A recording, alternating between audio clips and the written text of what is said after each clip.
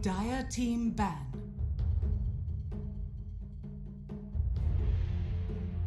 Radiant team ban. Dire team ban.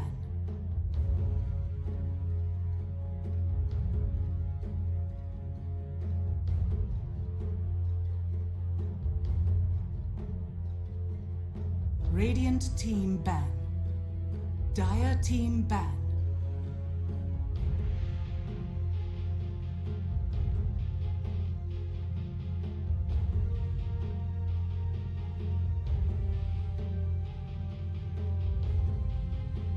Radiant team ban. Dire team ban.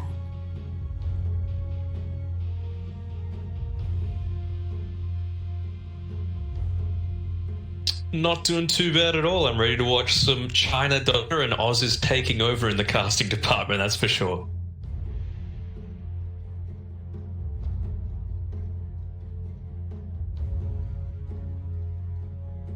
Seconds remaining. 5 seconds remaining.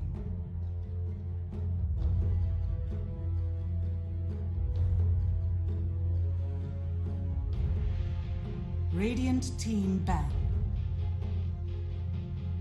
A bunch of different teams, most notably, well, they were up against Sparking Arrow, who have also been promoted into this league. They beat Ocean, who is in the previous CDA League, and well, they didn't actually do all that well in that one, but they did beat them in their best of 5 grand final, as well as other teams like Sirius and I believe IG Vitality and a lot of other teams. And that's the thing about Chinese Dota, right?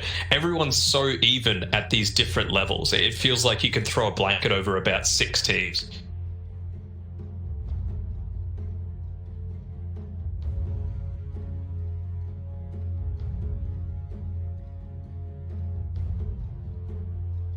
Seconds remaining. 5 seconds remaining. Radiant team pick. Points away. It's pretty in terms of the meta, right? It's just these heroes that you can boss anywhere. We've seen even like Death Prophet position 4. We've seen Pangolier go between the 3 and 4 roles as well. They're just really beefy heroes that cover a lot of bases in terms of everything. So it's not revealing all too much. The Vengeful Spirit, though, that's something a little bit different that we haven't seen all too often and might be a CDEC special.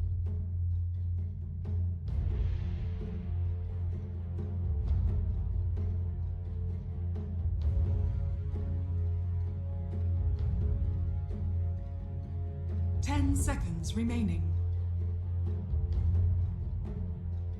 5 seconds remaining. Dire team ban. In the middle of team fights, you know, if you've got Avenge, suddenly you can completely stop a triple Spirit Siphon. You know, if you use all those charges straight away, swap him out, suddenly he's got no sort of survivability. So it's really useful, and we'll have to see how CDEC play it, because at least on this patch, on 7.26, they haven't played it or even banned it at all. So this is something completely new for them. Remaining. 5 seconds remaining.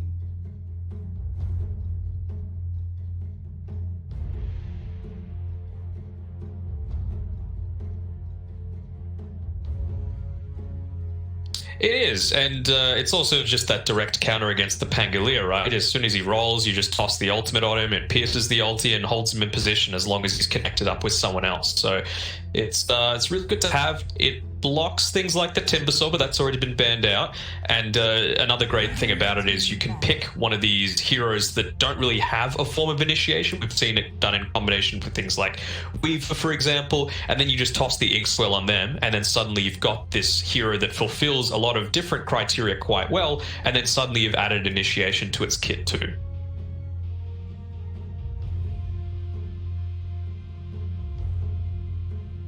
Seconds remaining. 5 seconds remaining.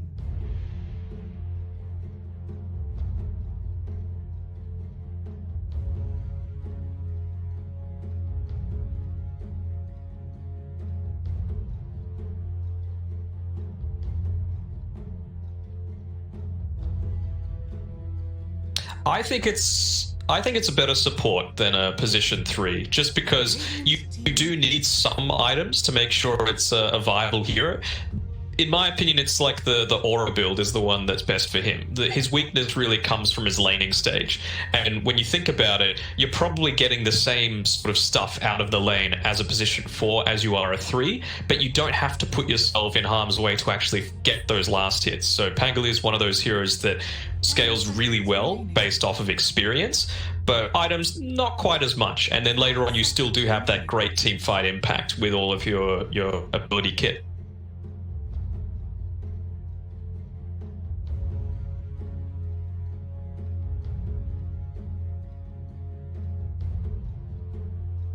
Yeah, particularly, I mean, that's why I'm thinking this this Grimstroke, while it is a great counter against the Pangolier, suddenly if you throw it into a position 4 role, it is great at a bunch of things, but if you've picked the Grim specifically to counter the Pangolier, if the Pango is suddenly a 4, it's not quite as big of a deal. You can still have your 3 cores that can base your lineup around.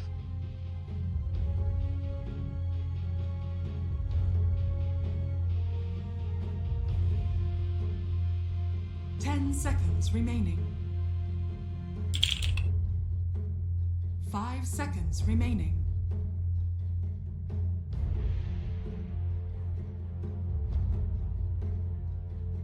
Yeah. It is, but you hit the nail right on the head. It's good if you get to that stage. You got to get to that stage to make it happen. So winning the lanes is really important. Maybe that's why they've gone for the Venge, because it's a relatively strong laner, both with the passives as well as any sort of armor reduction being really strong in lane. There could also be the impact of just wanting to take away the possibility of JT picking up, because he plays it very often for IG in their offlane.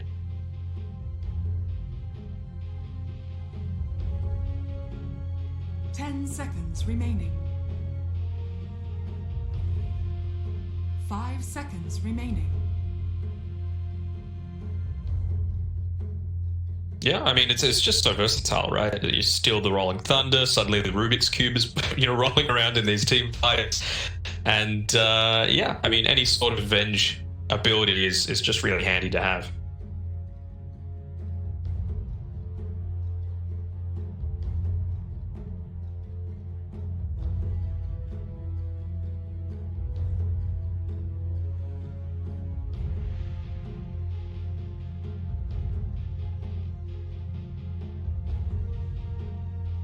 Yeah, I mean, that's the thing with Ice style though, right? I don't think he's ever going to take that aspect of Rubik away. They just need to make him weaker in other areas. So maybe nerf his Fade Bolt a little bit so his laning is weaker, so that you actually need to put in a bit more of a risk to get to that stage.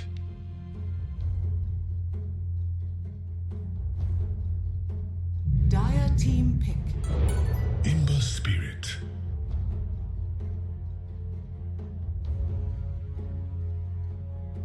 They did, but it's so effective at being able to deny or assist with your denying in the lane, right? Because of the attack damage reduction that you get from it. Sure, you need to be mindful about not pushing out your lane all too much, but just being able to get essentially a creep wave's worth of denies, or at least a couple each time, is just so valuable.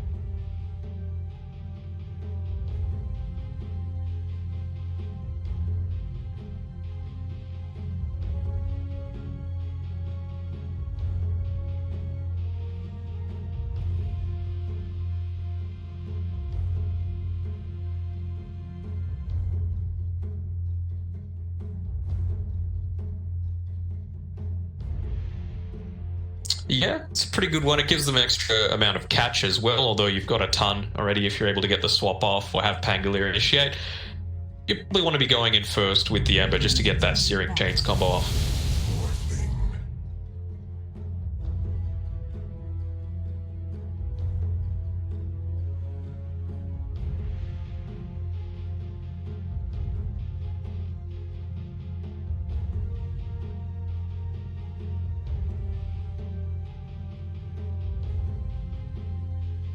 10 seconds remaining.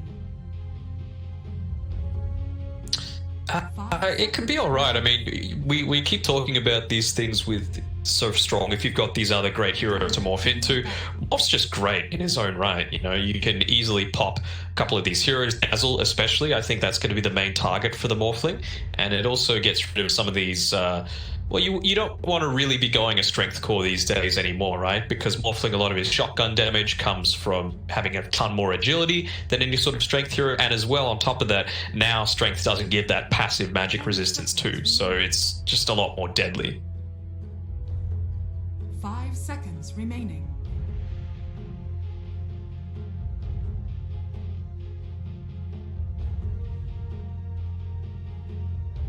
Dire team pick.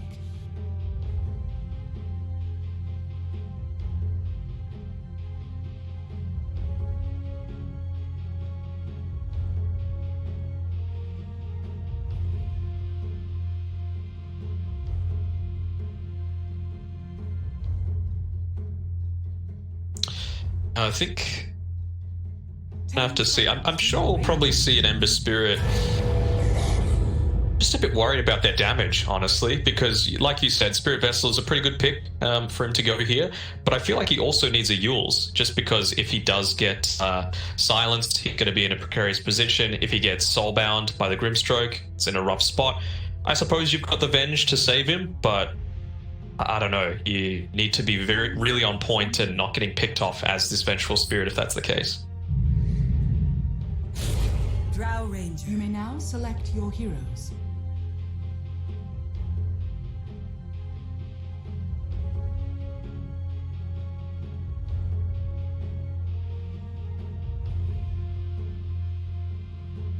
It's going to be rough. I mean, they've got a lot of survivability on their side, especially once that Morphling gets those early few levels, right? You just morph into strength, you're completely fine. Any sort of chase down that they might have, you can just really quickly purge it off. So it's a position 3 Abaddon. I really don't think the 5 Abaddon is a thing anymore ever since you can't deny yourself, but it gives them a bit more pushing power as well, which is always really...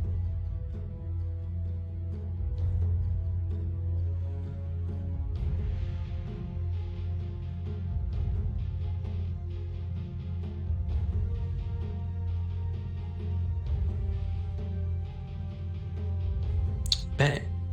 Yeah, I would say so. I mean, the thing is, we talked at the very start of the draft about all the scrims that are going on, right? I at least I hope this is something that they've thrown in completely as a curveball, this style of draft, because in this entire patch, I mentioned they hadn't picked Venge, they haven't picked Drow, they've only banned Pangolier before, and they've banned Venge once, I believe, and no picks. So Ember Spirit's really the only hero that they're at least picking with any sort of regularity.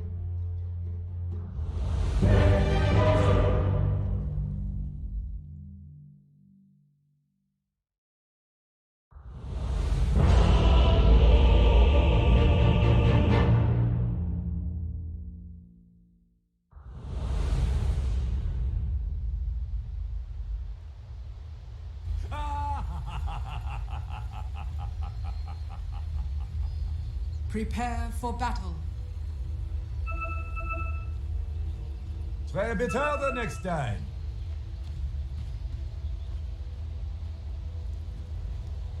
Yeah, that's pretty hype. And we keep talking about, like, this is the CDA DPL Season 1. We did have the CDA Season 1 League that just finished up, a couple of days ago or within the last week. And both of those teams performing really well in that. I believe LGD was second and maybe Vici was third. Beaten out by Sparking Arrow, which was a little bit of a surprise packet. So it shows what these quote-unquote qualifier or promotion teams are able to do. So definitely won't be counting CDEC out here either.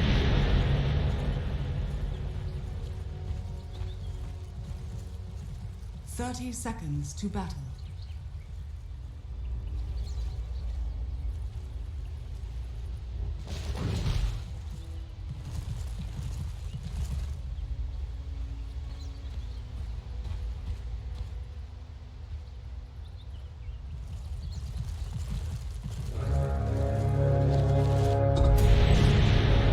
Yeah, and You mentioned CDEC as well, back with their TI5 run. That can't be discounted either, finishing up with second place.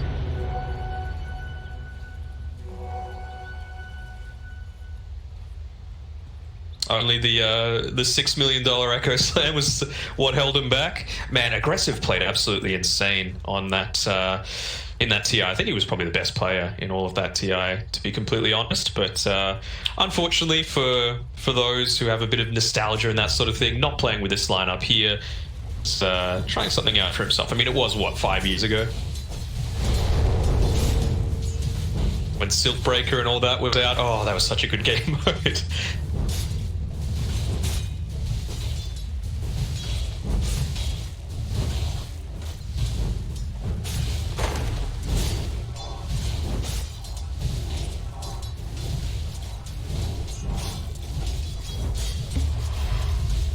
Yeah, he should be fine. It gets a lot easier for him at level 3, and that's the thing with running in mid too, right? You're going to get so much more farm. You can see that XM's having to use the Sleight of Fist to try and dodge some of these adaptive strikes, so he's not as easily able to use it to deny as well as last hit.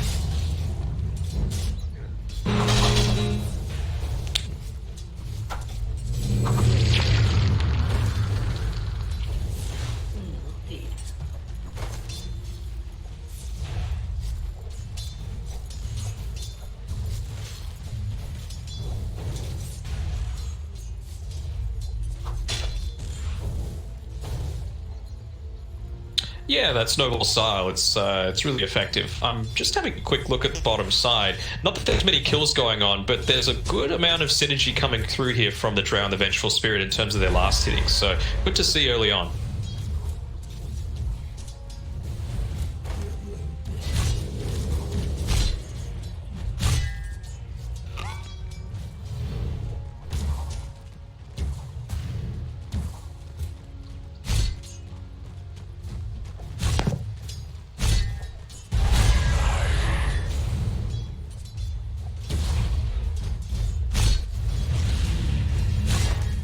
This time. Yeah, absolutely. The one thing that finally happy to see, no headdresses. They're finally gone. That little bit of extra money that's needed means that you're not just starting with it in the lane. Yeah.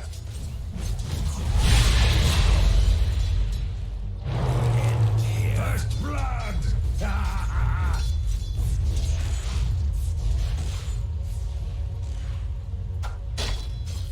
Yeah. As soon as you hit up into that level 3, that poison touch becomes so much more dangerous.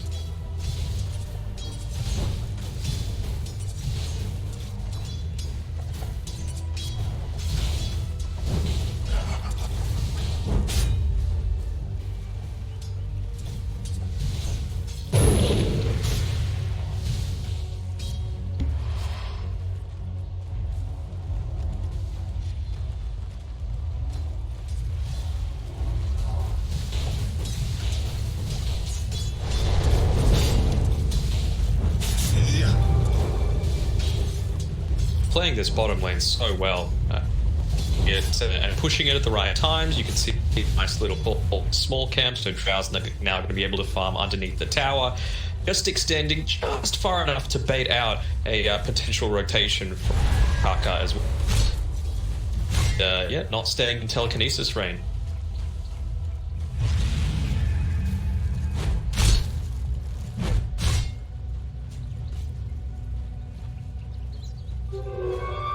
Invisibility.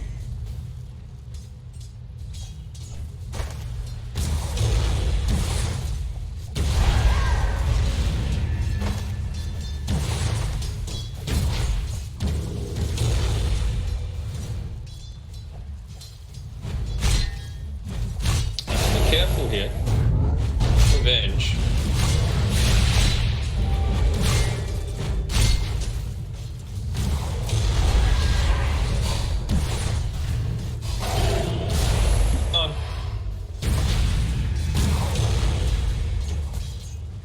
Put it out. That's a couple of range creeps suddenly down, getting denied easily up, so a good amount of survivability in Kaka. He's in a little bit now as well. Radiant's bottom tower is under attack. Early on, they don't really want to be diving creep wave, especially. Oh, IG's credit, they're going to be able to get both of the bounty runes. Never refuse gold given.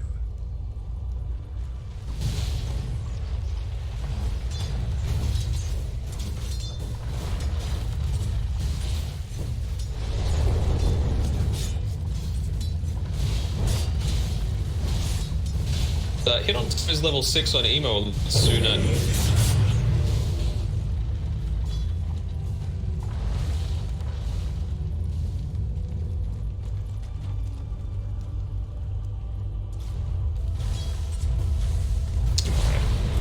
Just about surviving in this lane. I've gone into the Flame Guard. Dax yet for show the strength of side lanes that kept the pressure up and making sure side lanes to do well.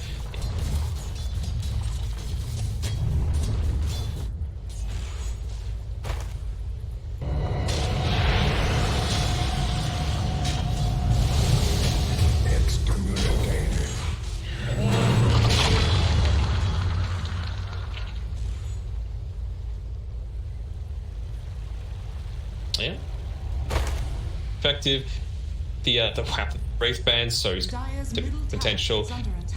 Couple of creeps underneath this, though, ideal.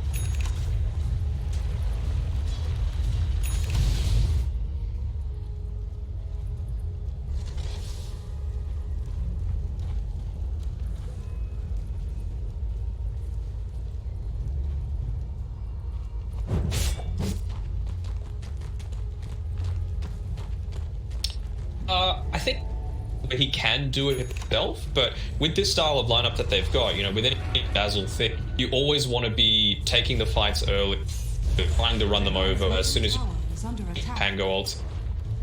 Free, and those neutral items that you can get from up and being ready at level 7 makes such a huge. Dire's top tower is under attack. Here from the on IG, try around, maybe. Bench isn't the ideal target. You can dodge as much as you can.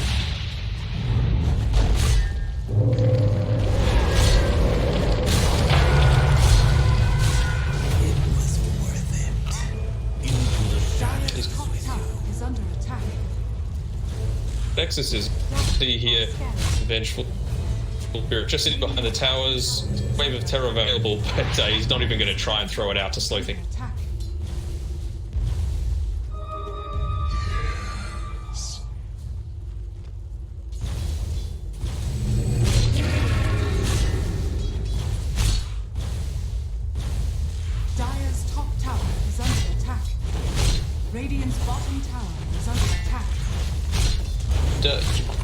Need to commit it with your baton, right? You can just down the tower, you just heroes, and then you can the Nexus and transition into something else.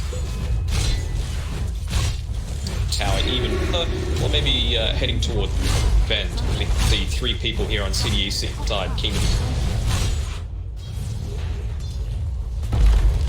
Radiant's middle tower is under attack.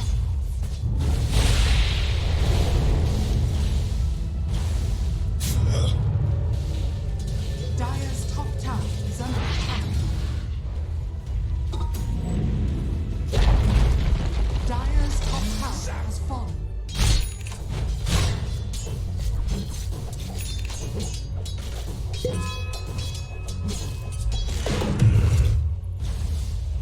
Maybe saving it for a team fight, realizing the need to be able to counter that first CDEC, which might happen very shortly. Necro 1 has just been.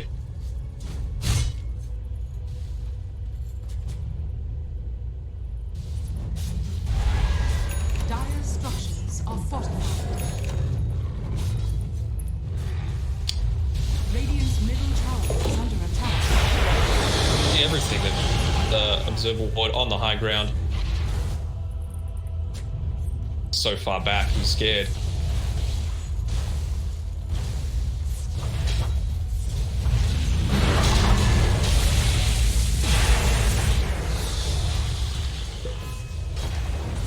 positive thing about all this, though, is Drow's just sitting on the top, farming up. If they don't make any moves on IG, they're going to lose Tier 2 tower. Dire's top tower is under attack.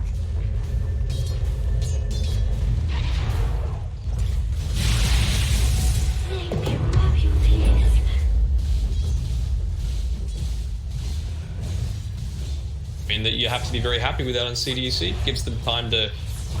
couple of extra item timings go off their end. You can see it is very much the all-in, not burst style, but put they're going for with Dazzle. It's got Guard and Greaves. And it is that secret vessel up on.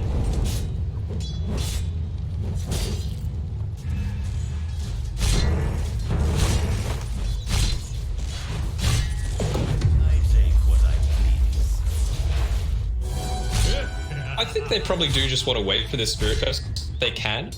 Just so that they can secure that team fight a little bit easier, maybe catch them off guard, because, like we were saying before, they do have a lot of potential with the Vengeur damage, with the Dazzle and the Necrobore, easily in a sieging machine.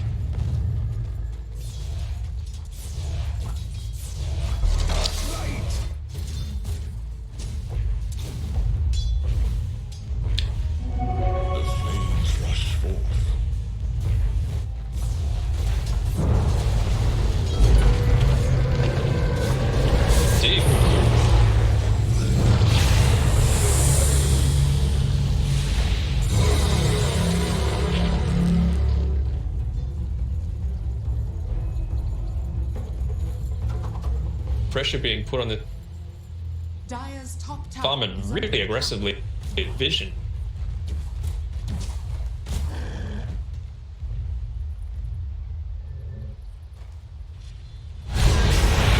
Coming back now.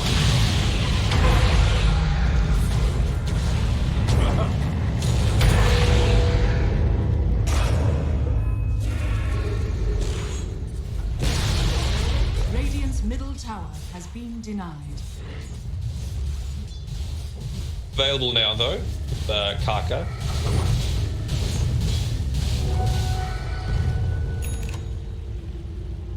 Dire are scanning.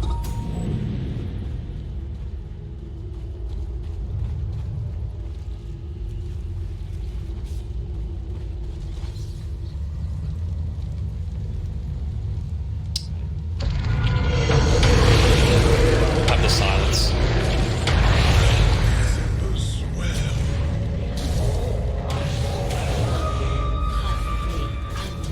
Surely someone of his caliber can afford.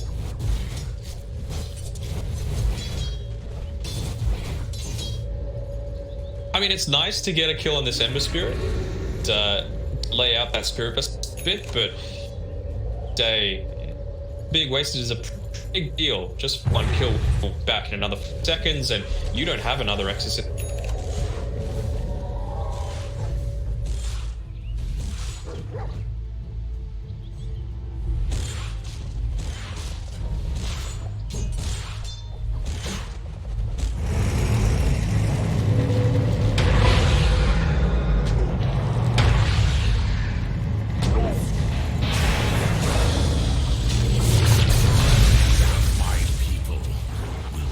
Importantly, it is that Ember Spirit picking it up as well. So all that gold that he lost to dying that gank there, he's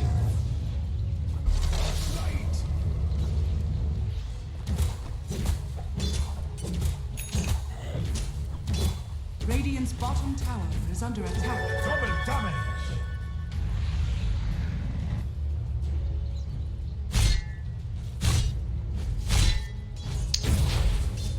you might even be like a little frustrated with the fact that, oh, I've only got a faded brooch. For the style of gameplay that he's going, he's very happy with that. Just lets him move around a little bit easier, lets him use the frost hours if you want the harder creep camps. Great time. Dire's middle tower is under attack.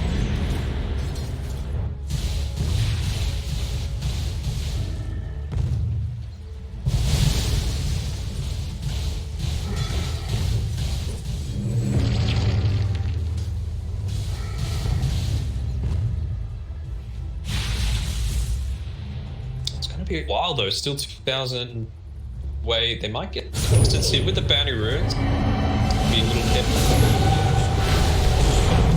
Radiant's middle tower is under attack.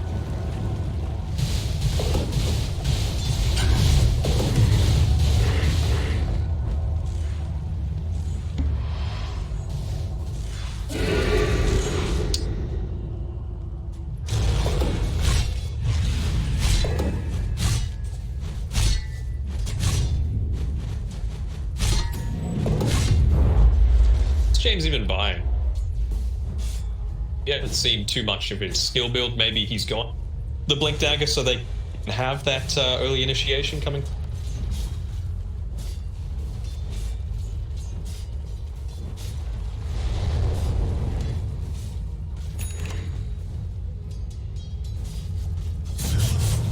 And we're seeing auras not just on him at the Venge. The Dominator queued up. Dazzle has Mechanism. Buy it now. Just wanting to make the most reliable gold, farming up the way.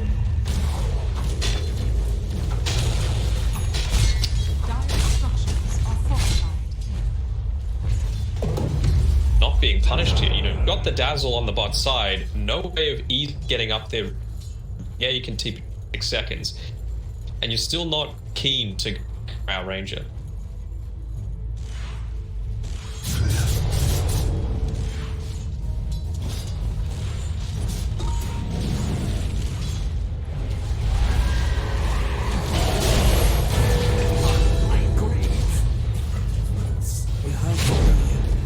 Just as well.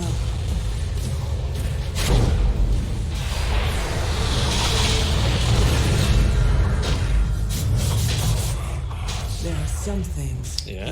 Now they've got these timings. If Drow wants to, she madness just does, and it's go time. You know, got Necro Book. Now you've got the Mechanism of Dazzle here. So to that Vlad's. So it's looking really good there. Only what 600 gold away from finishing up that Spirit Vessel as well. So I'm gonna go into this E-Blade build here on the instead of something like a Manta style. You carry his position.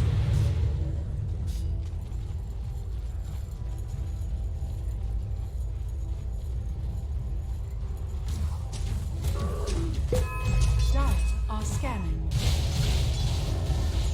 Radiant's bottom tower is under attack.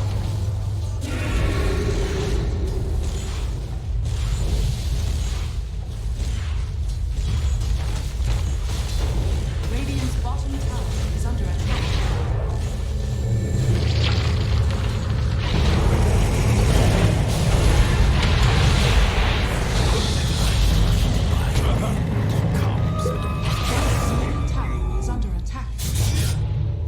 Yeah, able to do that without even having the Nether Swap available. So it just shows the strength of their multiple forms of initiation there.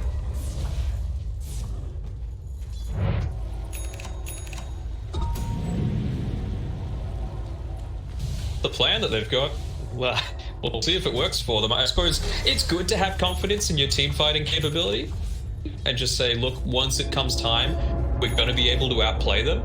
But I think there's an extent to that because you see all of these items coming up. Spirit Vessel finished on the Ember, Guardian Greaves finished on this Dazzle. And, you know, being silenced up by this Death Prophet, if you're the Dazzle, suddenly isn't a huge...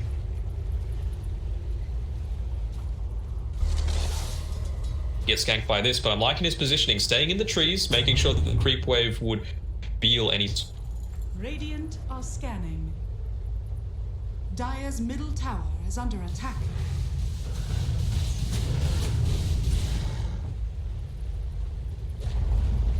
Dire's middle tower has fallen.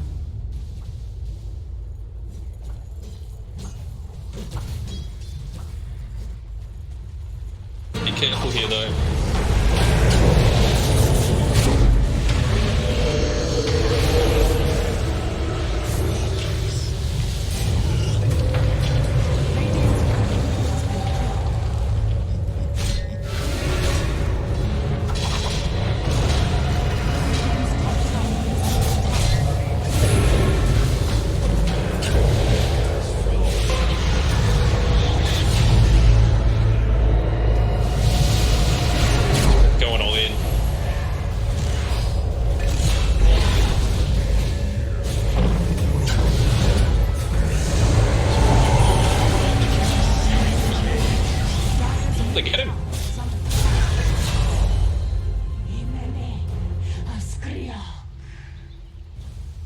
I mean, eventually it works out for CDEC, but having to expend the buyback on the Venge, not the worst, but just taking that team fight with zero vision, really hindering C there after the Venge got popped. Morph also got rid of area that was carrying some of that vision, so I mean, there's confidence, but also you don't want to be fighting blind at nighttime.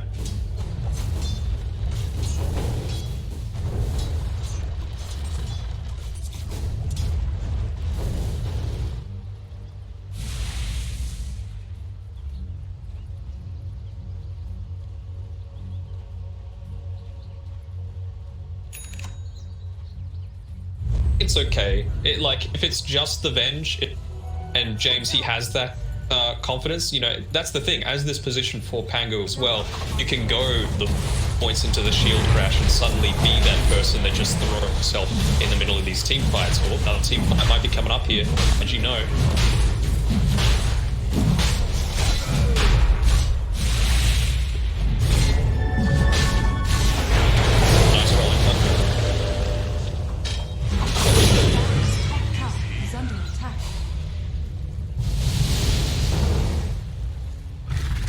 Radiant's middle tower is under attack.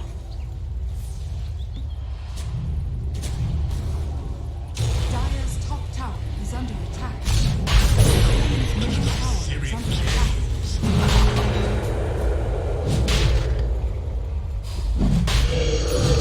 Any other hero other than this Vengeful Spirit dying after having bought back previously would have been horrible.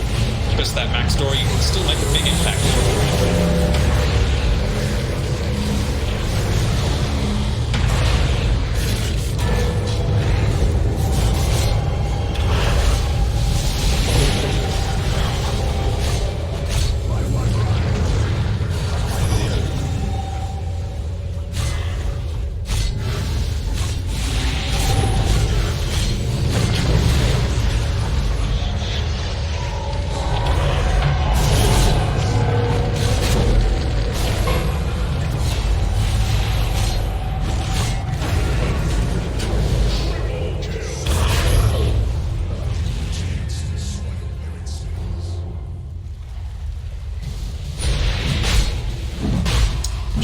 See, they're trying to make something happen around it though, Venge. Scouting it out, dead for the next 20 seconds. Are they going to at least try for a bit of experience? But no. Is under attack.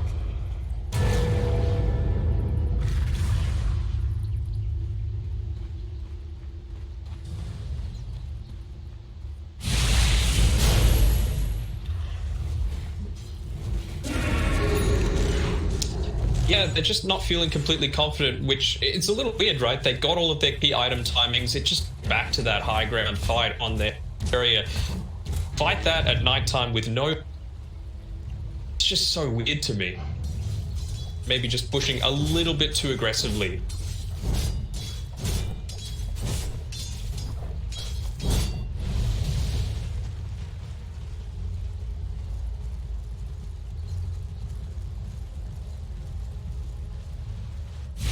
That's the thing, though, with all of this, these timings, you can see the win probability, it's sitting about 50-50. I'm feeling much more strongly about IG Sal because now you've got Emo, as you mentioned, getting closer towards that ult orb, so hit survivability in team fights is going to skyrocket. Radiant's top tower has fallen.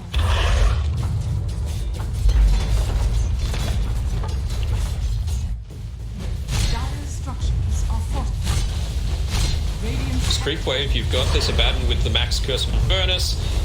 You can push that to wave out a little bit with a glyph, but coming from IG as well. Radiant's top tower is under attack.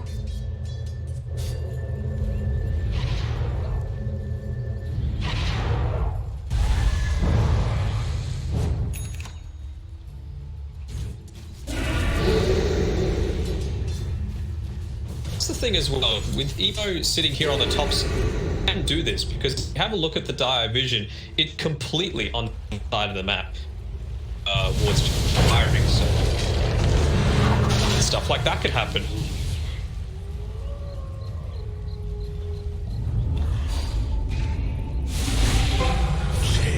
Excellent.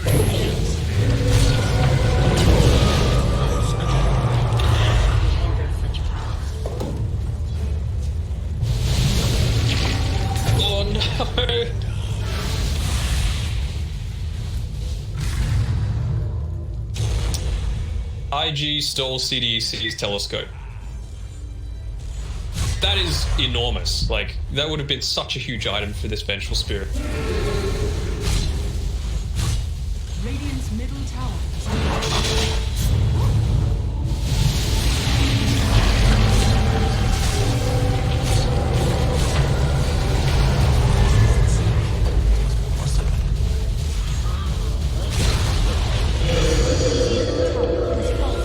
Yeah.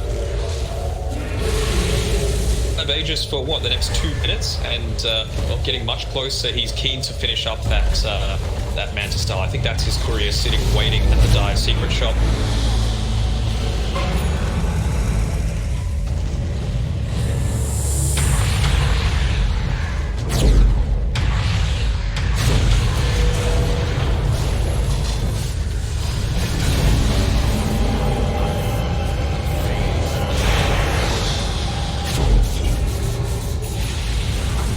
Oh, the stolen swap!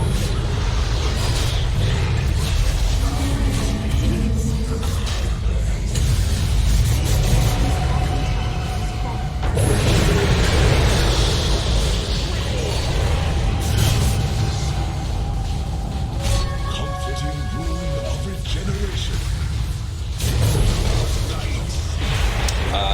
You don't. That's the long and short of it.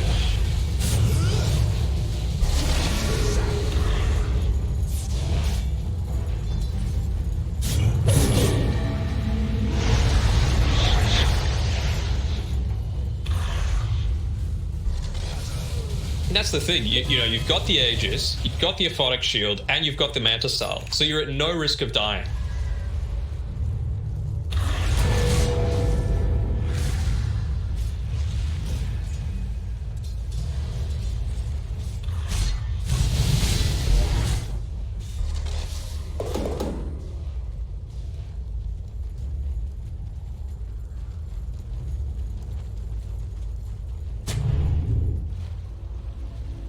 Suppose hitting onto that level 15 is nice. Plus 12 agility, pretty helpful to have.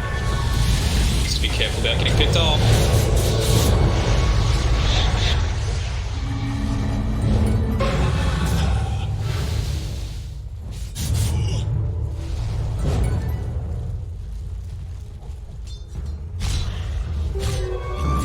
Aegis is gone.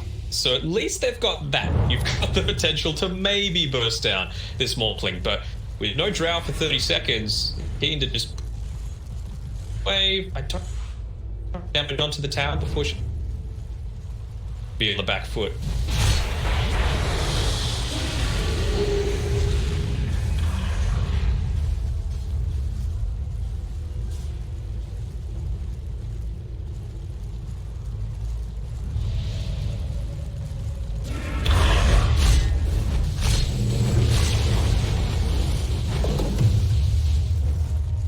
Yeah, that's the thing. Your draft was all about getting to this later stage of the game.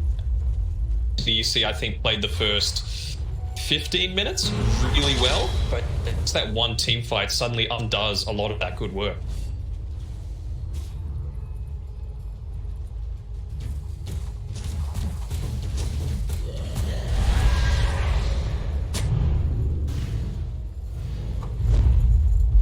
The gold.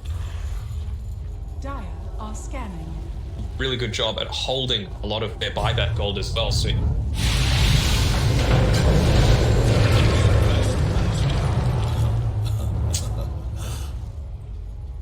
popping his BKB, I think, is really good considering he didn't have buyback gold.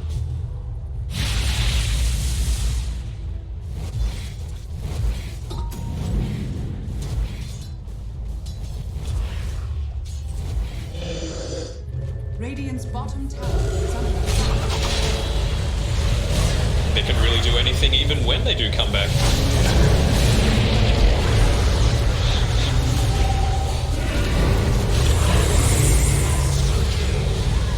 thought they warned you not to speak. Radiant's bottom tower is under attack. Radiant's bottom tower is falling. Radiant's bottom barracks has fallen. Radiant's bottom barracks has fallen.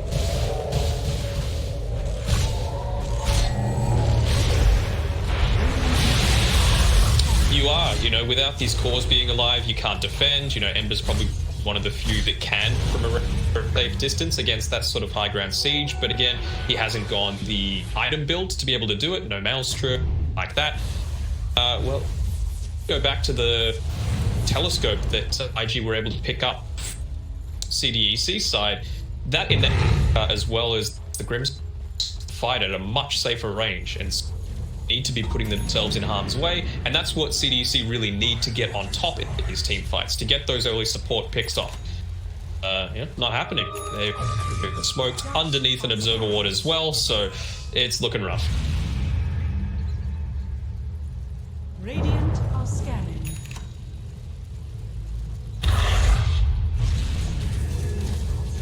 Yeah. Just tanking up this smoke gank as well. The aphotic shield onto the Rubik. He's got the Remnant. He blinks, breaks it, and then comes straight back.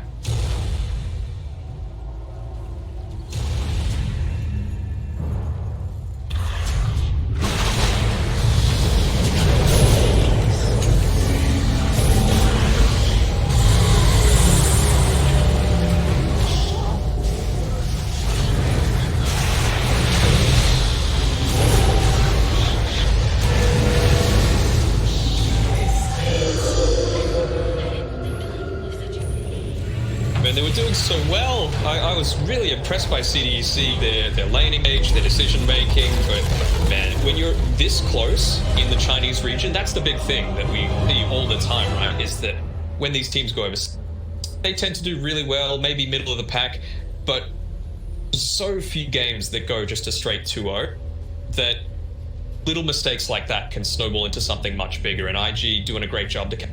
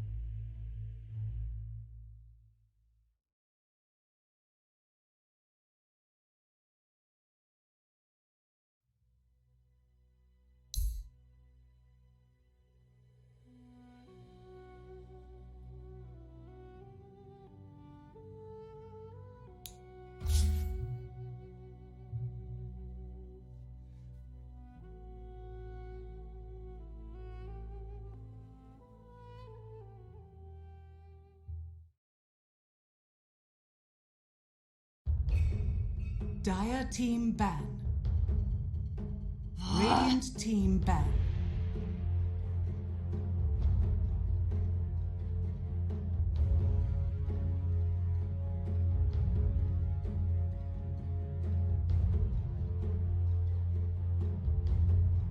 All right, ladies and gentlemen. Second draft between IG and CDEC. It is MLP Dota and Danog Dota. Danog, Game 1 IG took a rather convincing series, and I'd like to ask you straight off the bat, where do you think CDEC went wrong?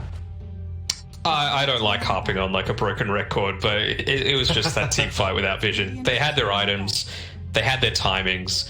They were the stronger team at that point of the game. Morphling wasn't farmed up enough. Like, when Drow was farming, sure, Morph was doing it, and if he gets to the later stage of the game, he is much more impactful. But at that period, Drow was the impactful hero because of what she was able to provide to her team alongside everything else that they had in their kit. But, man, just getting punished, and what was it, 3 heroes getting picked off on that Radiant Tri-Camp area meant that it's just slowly going to be heading IG's way after that. Fair point. I have to agree with you on that. So, of course, the ban stage has begun. IG, surprisingly enough, will ban out the DP themselves. They don't want to have to run it again. CDEC making, I believe, similar bans as last time. Nothing too spectacular going on. Yes, I believe you're right. I think the big difference here is that this time around CDEC have the first pick, so they want to take away that death profit potential coming from them. Radiant team pick. I'm learning a lot of new things, you know, casting Chinese Dota, a little bit of extra language, understanding what, at least when it's in, you know, Romanized text, English type text, what first pick is. And, I'm by a lot of things, but lingual isn't one of them, Kappa. I like the Void Spirit as well. It's very versatile. You could play it core, support, anything, and we've seen CDEC play it. 5 seconds remaining. It is a pretty I would say broken hero, Danog. It seems a bit too strong, especially once you hit that level 6, level 7 power spike. It just feels like you can blow anyone on the map up, no problems. You know, you just rotate, blow someone up. It's fine. And that's the thing, it doesn't even just need to be that type of hero as well. The fact that you can throw it as a support if they counter you is such a valuable tool to have. You know, we saw with the Pangolier, it was having a little bit of work for the CDEC at the start of that game. Obviously, it didn't turn out well for them, but it still was something really impactful that they had. And the Dragon Knight, it is very much a staple of Chinese Dota. They're one of the regions that just keep picking it because you can throw it again in any of those pos 1, 2, and 3 spots.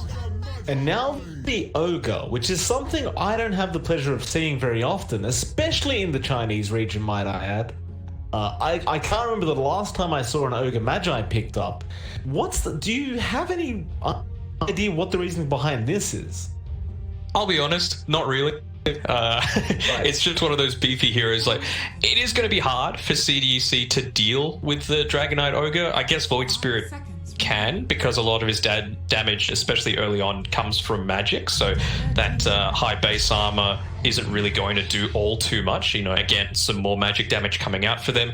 But again, it puts them on a clock, right? As soon as DK picks up the BKB, suddenly they're not able to be burst down quite so easily. And you also kind of get pigeonholed into this one style of playing if you're on CDEC's side.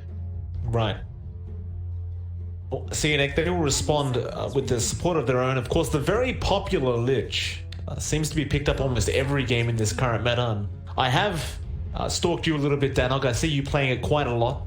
You seem to really enjoy the Lich. Not recently, if you've looked at my recents, but I think it's just really good, right? You get your Q, you harass in lane so much, you're able to get a lot done, and then of course against this physical damage style that IG have, you've got the Frost Shield, so you can turn around a lot of the damage that's coming through from there. I'm kind of shocked that IG weren't the ones to pick it up. So it feels like with the Frost Shield and the DK in conjunction, like you would have never been able to kill this hero. Which again, it brings me back to that point. Why the Ogre? I guess Bloodlust is pretty darn nice for the DK, but yeah, both for team fights as well as just to accelerate his farm if he is just going to be jungling with it or taking towers with it. it means that you're going to hit those key timings that you want earlier. Whether he goes for a Blink Dagger first to try and pick off these slippery heroes like the Void Spirit could be a way to go about it, but it could just be going for the early BKB as well. Give them options. Right. One more ban before we get to have some answers explained to us is IG. They need to make their 5th ban. Of course, CDEC, they did end up getting rid of the Ember Spirit themselves, which I suppose up against the Void Spirit, the Ember does tend to do pretty well. We see that matchup a lot, and that kind of also indicates that CDEC may end up run that Void Spirit mid. Yeah, it's definitely a possibility. That's the great thing about the hero. I mean, it's one of their most picked in this entire patch. I think equal most picked, actually. And they really do. They also play it a fair amount when they're on the dire side as well. So maybe there's something, I don't know specifically what it is, but about the dire side that really lends themselves to want to pick it up when they've got that sort of advantage. I guess when you think about the differences between Radiant and Dire, now it's a lot more even between the two teams. Like Radiant has Roche, Dire has Ancient capability. Void Spirit, not the greatest hero at taking Ancients, but maybe it's the sort of thing where they are going to go something that's able to farm up a stanked Ancient camp, and Void Spirit's going to be able to enable that. Will this be this pos 4 sniper that I'm seeing people talk about? Because this is really early to pick it up, if not. So, fun little story for you, Danog. I was playing Battle Cup last Saturday. Just a couple of days ago, and I had the unfortunate experience of having to play up against an Australian player named Wybot. I'm sure you're aware of him. Yes. Yanaginagi, I think, is his full moniker that he goes by there, but yes, very well aware of it. Yeah, and he did run a position 4 sniper against us. And I got to tell you, Danog, it really sucks. Like, it sucks to play against it. It's really frustrating. They go for that Aghanim Scepter build, they have the 4-second stun. I mean, it makes no sense to me, but it is infuriating to have to play against. Is it 4 seconds? I thought it was only like 2.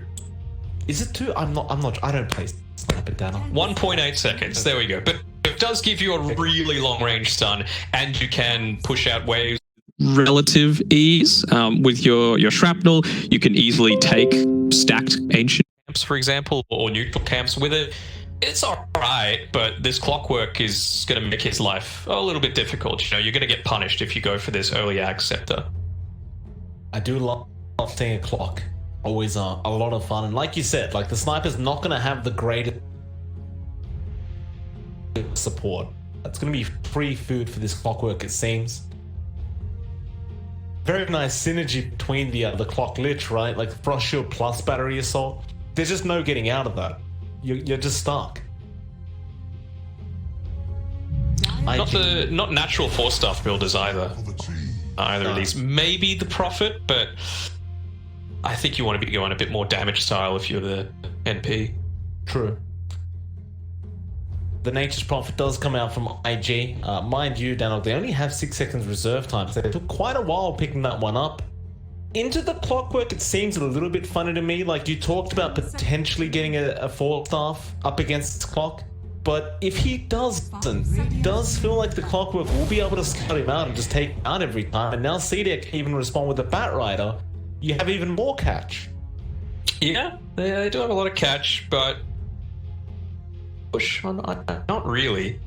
There are some vulnerable heroes there that don't have those natural forms of escape in the Nature's Prophet. Yeah, of course you can TP away and sprout yourself, but that takes time, and they've got lots of ways to get through it. You know, clockwork, if you sprout yourself, you can just cogs and interrupt anything and push him out of it. Bat Rider can fly over, could flare so that the Lich can sinister gaze. There are lots of ways to stop these heroes from getting away.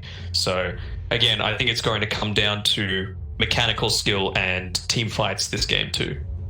Very true.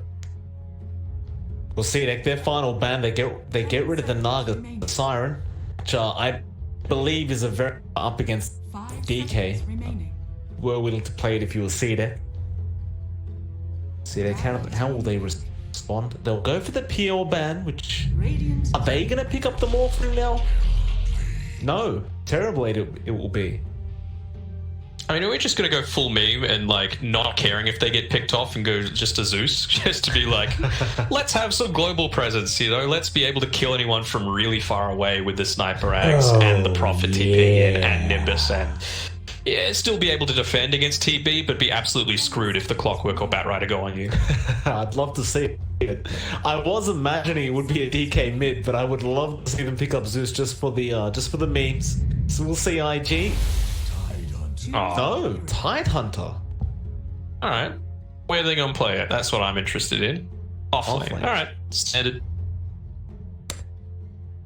Emo on the mid DK and Kaka. It is a position 4 sniper, so Fly is playing that Pos 1 Prophet. Okay, to me the draft looks a little bit strange. I'm not going to lie, Dan. Is there a reason you go the Tidehunter in this matchup? No. Like, you can, I suppose, get away from the Batrider if he goes on you. It enables you to set up these team fights easily. It's the same sort of issue, though, if you're going this this damage style. Right now, how do they siege? They've got the Nature's Prophet and the Dragon Knight for it, I suppose, but you can't be walking into a Terrorblade when he's met him. Not going to be fun, that's for sure. It's all right. It's an all-round okay hero. That's the thing. It's always going to fit into any draft, and I suppose it pressures out some earlier BKB timings than they would like to. And I don't think this TB wants to go into a BKB earlier. Yeah, that is definitely true. Like, every Terrorblade we watch these days, it's always like a Manta Rush coming up for the Terrorblade into whatever else. Kaka apparently quite successful with his previous sniper performance. So there's that. And, I'm intrigued. I'm intrigued to see how effective position 4 sniper is. I mean, it makes me a little bit sick thinking about it, to be honest with you. But I'm intrigued. Don't worry, I've run into it as well. You're not alone. Okay. All right, good. It was on my team, and we lost because of it, because they picked it into a Lycan and then just sat in the jungle farming. It's like, no, they're pushing us. You need to be around. But I don't think IG is going to make the same mistake. No, that's quite doubtful. But if you are watching, don't run support sniper in your pubs. It's not good. These are professionals. Let them do their job. Don't do it in the pub games, please. Maybe unranked, but don't plague my ranked games with it, please. Oh, Kaka, we'll see what he gets done. I mean, generally speaking, again, I'm not a sniper player, but I imagine they'll go level 1 shrapnel, right? Yeah. Okay. You have to. You always want to max shrapnel as this build. It's just a question of how aggressive are they going to get on you as to whether you go take aim or the headshot. That headshot seems so frustrating. Like, and he's got the whole the quacky animation thing going on. Yeah. It's going to be infuriating for Arme on this Terrorblade to have to play against. So we'll see. He does have a very high base arm on the Terrorblade anyway. He should be fine. I say that though. Gush comes out with the Ignite and Shrapnel, and Arme is going to be the first blood. And Kaka picks it up of all things. Yeah, giving it to the sniper is not a good thing, and I want to see how CDEC react to this, because you cannot let IG get away with just having this Prophet solo in the bot lane. Looks like they might be rotating the Ogre down, but having that tri-lane up there, and then you can just instantly TP up there and have 4 people suddenly contesting your position 1 is so effective. It's very true. I mean, CDEC, they have the heroes to deal with it, I suppose. Like, you've got the clock, you've got the Batrider, so it shouldn't be too hard to rotate up and help that Pos 1. But that being said, like, Arme's only got 500 HP at the moment. He is not a tanky target. In fact, you watch Kaka now with Shrapnel and Gush from JT, and Arme's already less than half HP. Not ideal. He's just purchased up the Ring of Tarask, so he's gone Quelling Blade, Ring of Tarask. Is that the build? He seems to think it is. I mean, it's all right to go up against the sniper, right? Because it just gives you obviously the more HP. You can regen relatively nicely in lane, so the shrapnel's not going to be as big of a deal. All right, we'll see how it pans out. Like, it just feels slightly greedy, but I guess I could see where you're coming from. Like, you'll just out-regen the damage anyway. Still, JT, gushes again, Shrapnel comes out, and Arme's dead. Yeah, I mean, punishing it really well. He did pick up the ring at least at the very end there before he died, so he's gonna have that when he comes back. Oh, now the Victoria on the lift, poor guy. He's gonna have to cop harassment from Kaka. I love seeing the level 1 gush, I've got to say as well. Like, having that minus armor up against the Terrorblade with a sniper in your team, always going to be good as Victoria. Kaka. Going to rotate in. They're going to try. Kaka is getting low, but not low enough. Arme can't break the gap. Oh, the slow is just too strong to be able to chase him up. It's 40%. I didn't realize it was that high at level 1, but it's just 40% at all levels for Gush, apparently. Wow. It's a value point, that's for sure. I always get a little triggered when I see people not get anything in Gush until like level 8, and I'm like, come on, man, just 1 point. Because we have to have a look at the other lanes for a second. Emo versus XM. Oh, Lich is dying. Oh, all right. Victoria probably going to be dead here, and do you give it to Kaka? Well, you have no choice. Kaka has to take it now. Victoria still trying to run away, but it doesn't matter. Now Arme trying to trade a little bit, but the smash does connect. He shouldn't have the damage output and does it. And now Kaka will harass him on the way out. Just a lonely circle coming out to him. Just to try and get a little bit more survivability. Kaka's going for the pick-off, but... Careful, Kaka. Don't get too excited. Victoria will frost blast him a little bit. Back to the mid lane. We do see a little rotation coming out from James on the clockwork. Looks like he was having a scout out for the courier, and he is actually rotating top now. So he knows Arme is finding nothing on this Terrorblade. They're going to try and attack, according to James. See if they can get something. I don't think you kill the Tide. In fact, Arme may die again before he even gets there. Frost Shield comes out. It will be enough to protect. Now James, he's coming. He has cogs, he has battery assault. Kaka stands his ground and mans up. Frostblast's gonna come in. Now gosh, James, he's dead! And Arme now, he's falling way too low, he's gonna get out of there. What? He didn't use any of his abilities. What is happening? I don't know. He didn't press QW. I don't know. That's not generally how you play support. Usually you want to throw spells out, but whew, that's really bad, right? Like, you've got how many dead at the top lane now? You've also learned James coming up as the clock doesn't help. So I mean, I don't know what you do. I can understand somewhat not using the cogs, right? Because TB didn't have meta, so there was no way for him to impact if they're stuck inside the cogs away from you. But you got a battery assault at least. Yeah. 100%. Kaka's got boots now as well, my views. It's not like it's going to be even easy to land those cogs battery assault. In fact, he may have a chance soon because James is rotating up again at that 5 minute rune timing, and he's going to try and get something done for his team. They seem to know he's there, but they ping him out. They scan him.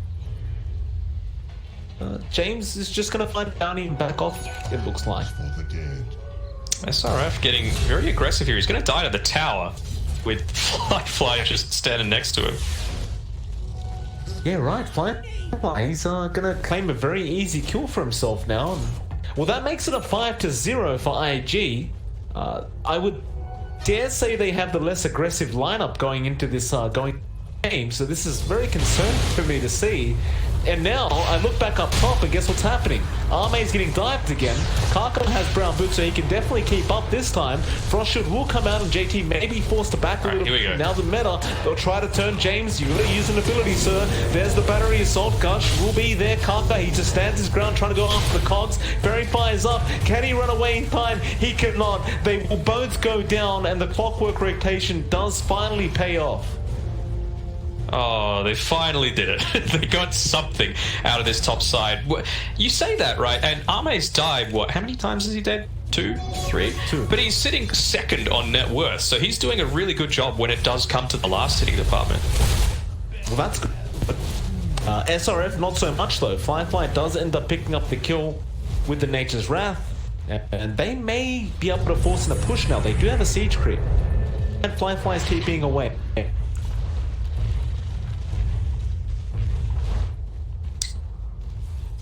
when you look at it overall, it's going decently for CDEC, even though they are getting kills. You do need to be mindful of the fact that this sniper is pretty fat, you know, sitting 500 gold ahead, Emo. His team died right now. 8th Remnant does connect him, James, with the battery assault, but you have so many rotations coming in from IG. James will pay for it with his life, and to make matters worse, Emo is the one to secure the kill. Yeah, so suddenly that little lead that XM had from some really good 1v1 performance, there wasn't too much harass coming out in this mid lane. It's gone, sitting neck and neck on net worth now. They're even thinking about going after XM, though. Ollie couldn't really break the gap. XM will be perfectly fine.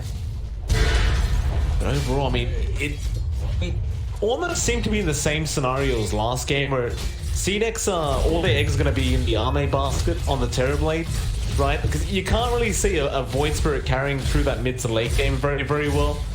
But I don't know, like IG just seems like getting so much more as James now gets picked off top lane. Again with a great rotation.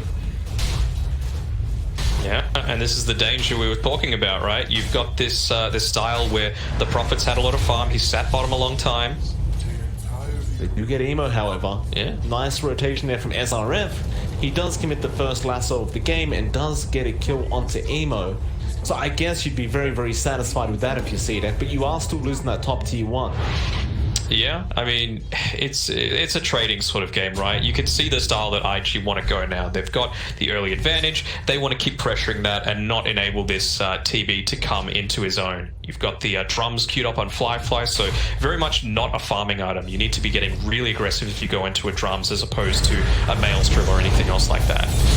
Mid lane XM, stunned up. Does have Astral Step, will be fine. Now, I don't have the lockdown quite yet for that Void Spirit kill. Emo, he'll just have to back off and keep farming up on the DK. Overall, I've got to say, Emo has fallen relatively behind in terms of net worth. Only sitting at 2.8k right now on the DK. RF's in trouble. He definitely is. Ravage comes out from JT. Is under attack. This Bat Rider, 0-3 right now, is not having a very, very good time at all. Yeah, money's being saved up for that boots of travel just to consistently push out these waves. It's a little bit worrying for him. Well, now mid lane, they're going to try and force into the T1 tower. You do see Victoria there, and you will also see 2 more rotations. James and XM come in. Can they defend this though? It's a very hard defense, but XM jumps in on the Ogre. They get the 8th Remnant, double cogs as well. Rather, he cogs his own teammate in, but it doesn't matter. They will force back IG, and they do get the kill onto Ollie. James popping his battery assault just to oh no, sorry, had that at the start of the team fight. Always good. They'll get the denial. His middle tower has been Still pretty good for IG though, right? Like, it opens up the map, taking that tier 1 out, and essentially the Dire jungle is open to them to try and invade now. It is, and as well, just on top of that, anytime you've got a Nature's Prophet, you just want to make sure that you're able to rotate much more easily. Emo's in a little bit of trouble again. Where's the rotations? 8th Remnant doesn't actually Here it is. connect. They just turn around. Firefly straight onto Victoria. Go for the easy kill. Chain Frost committed for that. Interesting. Firefly gonna get shot now. James gonna be there, but he's taking a lot of damage. Drums has been popped by Firefly, though. Breathe by misses. It won't matter. Firefly, he has so much damage. And XM just can't finish anyone off. He has a haste rune. He'll pop it. 8th Remnant. Nicely done. Little tree, Micro. yeah, sacrificing himself. It's like a scene from The Bodyguard, just diving in front of him. And suddenly, Daniel, we sit at a 3k net worth lead for IG, and well, I mean, it's mostly on Firefly on this Prophet, but that is very, very scary news if you're CDEC. Yeah, he's making a lot of stuff happen. Very aggressive, rotating when he needs to. These aggressive rotations as well. I wonder if he's going to go for the blade mail, because these int cores are the ones that really benefit from it the most. He may. He hasn't queued anything up yet. He's actually got 1.5k gold just sitting in the bank account right now. Indecisiveness, it seems. At least for now. TB as well has 1,000 gold sitting in his bank. He's just going to send out the Blade of Alacrity to himself. getting closer to that Yasha. So not only the team fight effectiveness, or JT getting going on the bot side. This could be a nice They've kill. got the Ravage. They have got the Ravage, the Battery Assault not allowing it, and now the 8th Remnant. They see the rotations, they don't want anything to do with this anymore. JT is still looking for a target, however, and it looks like that'll be SRF, who's trying to run away. He's really only got Brown Boots and Kaka, gets an Assassinate. Meanwhile, Fly gets the backlines and actually finds a kill onto Victoria. And SRF, he has managed to run away. I say that, though Fly is looping around the long way now and may actually find him. But no, he'll hide in the tree line and he'll be fine. Still didn't use the Ravage though, so they've got a lot of... Oh, SRF. Playing with fire. He'll be alright. Get away. Like you said, no Ravage being expended, which means they can keep pushing. And Emo. Pops the dragon. James, he's got his hook shot back up. He does. This could be a big team fight. He doesn't use it yet. He's waiting. Now he goes onto the DK with that Chain Frost, but there's the Ravage coming out on Emo. He stands his ground, trying to fight back. It will not be enough. There's 5 heroes down here from CDEC. IG will try and run as soon as possible as SRF now chasing all the lasso onto JT. He is going to manage to find it in the end. JT should definitely be dead, and it looks like they do take him down. Real value there for SRF to be able to pick that up. You know, when you look at his gold, he's sitting on not much because his courier went down previously, so his completed Boots of Travel just sitting there, not doing all too much for him. Bottom tower has fallen. Nevertheless, still being very effective. Still, this is buying time for Fly to just continue farming up, and if I'm correct, I believe he's going a Desolator. Maelstrom, I think. Just wanting to push yes. waves out as much as possible. Radiant's bottom tower. Javelin coming out on the courier. We still see that item being picked up quite a bit, regardless of those recent nerfs to the damage of the Maelstrom. People just don't seem to care. Radiant structures are fortified. Yeah, I mean, I think with the range nerf to the little jumps that you get, it's much more concerning for your team fight potential, but that's not what he's buying it for. He just wants to keep these waves pushed out, force the Bat Rider to move to areas of the map that he might not want to. Radiant's courier has been Top lane. Could be a big team fight. SRF rotates in. They are trying to chase after Kaka on the sniper, who apparently already has the point booster. I wasn't aware of that. Yeah. And It's just a matter of time. It's coming. This is such a silly Aghanim Scepter. It really is. Like, it makes no sense. Well, what's the point of this? It just upgrades his rounds, you know? It becomes like a suppose. mortar instead.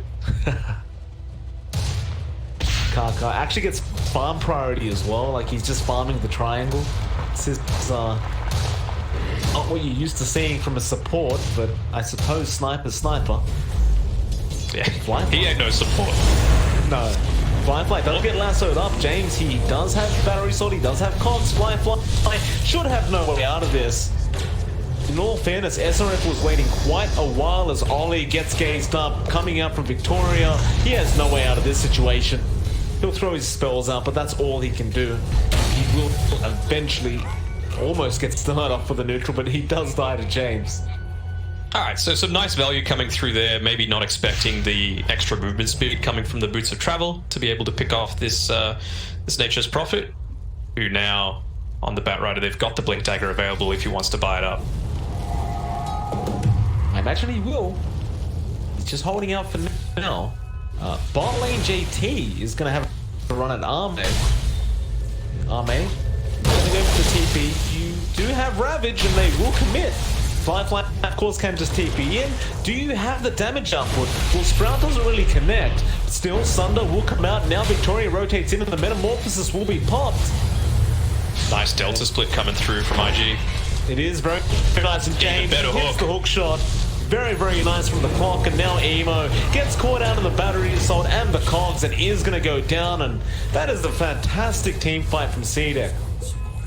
Yeah, and you're correctly punishing this sniper style. You know, need to be getting aggressive here. You pop the Metamorphosis, so have to commit onto this tier 2 tower now, but again, it just puts more pressure on this sniper to actually do something, because right now, not doing all too much. Does finish up his level 10, so he's going to get that cooldown reduction, allow him to spam out those shrapnels a little bit more often. But like you said, while that's happening, your tier 2 tower goes, your team's dying, and suddenly Arme's at the top of the net worth board at 8.2k, and got the Sergeant Yasha, and is going straight into an IF Skadi next on that Terrorblade. And well, IG, they need to make moves soon. They can't keep this up. They're going to smoke. Wow. Yeah. Do they have the burst damage? The Assassinate comes in. XM, he does barely go down, and now Fly going on to Victoria. He finds a Terrorplate's courier while he's at it. Kaka, he has a shrapnel. He will end up committing it. Slow down Victoria a little bit, and Emo will make the blink in, and that'll be two very nice pickoffs for the side of IG. Oh, are IG just straight memeing? They're going a Midas on this DK. Are they really? At this stage of the game? Why would you do that? Me? It's a weird one. It's I haven't seen a 20-minute minus come out from a DK in a very long time. That's well, we'll find out as top lane. SRF gonna find Fly. Nature's Wrath flies in with the Assassinate, but it will not be enough. Fly, he does go down to XM, and now they chase JT. Great hook shot from James once again. Cocks him up. JT, he's a tanky target. He has Ravage in 3 seconds. Chain Frost will bounce once onto JT, but that'll be it. And now with the Ravage, they want to turn. Flame Break connects. Eighth Remnant does connect, and he doesn't get the Ravage off. Ollie now trying to run away. XM, 8th Remnant again missing, but it won't matter. They continue the chases. They should have plenty of damage if they can actually tap. Ollie, Flame Break does go down, and now Kaka wants to turn around with Emo. It's a 2v5 situation, but XM may actually die in this. He doesn't have Astral Step for another 10 seconds or so. Kaka doesn't actually have Shrapnel, so they can't get Vision, but now with that tier 1 they will have it. They won't have Assassinate, however. Not for another 2 seconds. They don't have the mana, but they do find the kill, and now Fly, he's back in the team fight. He'll go after SRF, and the Bat Rider does die. Radiant's courier. Oh, just diving that little bit too deep. Great to get those pickoffs, but really came at the expense of, losing a couple of your core heroes, and it was the result of a bit of a misplay coming through from IG with JT not even getting off that Ravage. It's a real problem if you can't use that ability, and still, actually they did. Maybe a full team. Yeah, it is a little ridiculous, this Bat Rider, though. When you've got the Firefly popped with the Boots of Travel, with the Windlace and the Faded Brooch, he's moving at 500 plus movement speed. So you've got so much presence to be able to harass out some of these backline heroes. Well, that seems perfectly balanced to move down. I don't know what you're upset about. 500 movement speed, this is perfectly fine. So, Victoria. It's about to happen. Pre-20-minute Aghanim Scepter on Kaka is about to be picked up. Disgusting. Dire's middle There tower it is is. under attack. How do you feel about it? Does it make you feel good now? I'm not feeling it. Oh, contesting these bounties. Emo, he's a very tanky target, and he will be able to take the bounty room for himself. They've pinged it out straight away, though. He's TP'd in underneath an observer ward. They know now that they have to worry about this. Oh boy. It really does feel like IG just memeing at the moment. Like, Emo's got that damn mind. He's going into a Heaven's Hall build now. Like, Arme's trying his best to keep up. They found Kaka. They have. Snipe this, they say. Kaka does end up dying. They should be well aware now there's an observer ward around the area. Mid lane, however, they're not going to jump Arme. But maybe they will. Emo, he does get a stun off. He blinks out immediately. Doesn't want to play around with this Terrorblade just yet. Who's getting close to finishing up his Skadi, so going to be a lot tankier, along with that Ring of Tarask, and of course getting a huge buff recently. And our DK has a Midas. I'm still very confused as to why. Yeah. It's not like they've even gone, for example, Helm of the Dominator on CDEC, and they just want to quickly Midas that creep or anything like that. I don't know. I think it's way too greedy. Like, find how effective it is from IG. Dire's Yeah. bottom tower is under I mean, The smoke up. like we were saying before, the greed is insane. I think they just smoked underneath that observer ward. Really nice one placed there deeply by Victoria. You're going to be in a good spot to be able to contest this, and you can see waiting right there on top of the high ground to break it. Very nice smoke break. Assassinate though, gonna fly out. He does get the stun off, and with that, even if they knew, apparently Victoria will be still left to die. They're going in though. Now we'll jump onto Ollie. Hookshot is also there onto Kaka. They want to lock down this sniper. Now the lasso comes out on the DK. Just everyone getting picked off one by one. JT, he still has the Ravage, by the way. He finally uses it, but is it all too late? So Emo is getting burnt on a cliff, and everyone else has to dissipate. Cliff Emo. What's a better pun than Cliff Emo? There has to be one. Oh, they found the Nature's Prophet in the meantime. Yeah, Firefly gonna end up going down. I just don't get it. Like, you had the Ravage. And he popped it as they were retreating as well, which I can understand if they're like, save us, but your Dragon Knight was sitting on top of the high ground, so he was dead regardless. So popping it only to save the Nature's Prophet seems a little bit odd to me. It didn't work anyway. He just dies. Now the Roshan. Oh, actually, going to leave the Roshan for a bit. They're going to go for a hook shot straight onto Kaka. They want to punish this sniper pick. No more snipers. In fact, JT, poor old JT, will be grouped up with the sniper, and they will take him out as well. Radiant's top tower is under Punish the Midas as well. Come on, CDEC. Well, they've got the Skadi, so suddenly it becomes a lot harder to finish off this TB. Not only that, but you can also take down the DK a little bit quicker. Like, that regen won't matter as much. Going into the butterfly as well. A lot of this damage coming out from IG does rely on physical damage, so it's going to be a really effective one early on and might force them to some unconventional item builds, even more so on IG than they've already been doing. Well, Emo's still trying to go after the Heaven's Halberd. He's still working on that. has been Kaka, what is Kaka going for? He's going for a 4-star. Okay, so he wants a way out of the cogs, which is fair enough. It's necessary. That's going to take time, however. Like, this is still a support sniper, we can't forget. Yeah, I mean, he needs a way out of the cogs, but it's really just an item for himself, because you're never really wanting to get that close to be able to force stuff someone else out, and so your role as a support is kind of compromised because of that, you know, especially with that recent nerf to the 4-star range. Maybe that's the reason why Emo went for the Midas. Like, he's not getting as much creeps because of this sniper. So he says, screw it, I need as much gold value as possible.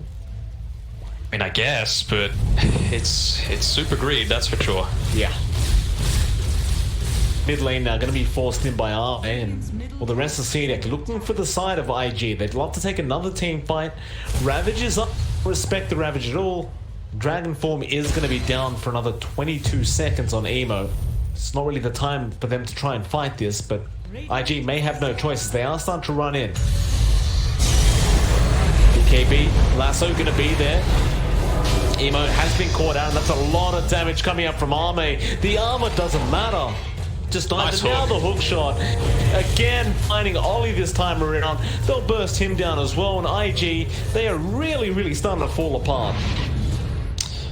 Absolutely. That Eye of Skadi buff, effective. I mean, slowing that health regen on the DK can't be scoffed at either. I think he was dead regardless, but just makes it even more effective against these tanky style heroes.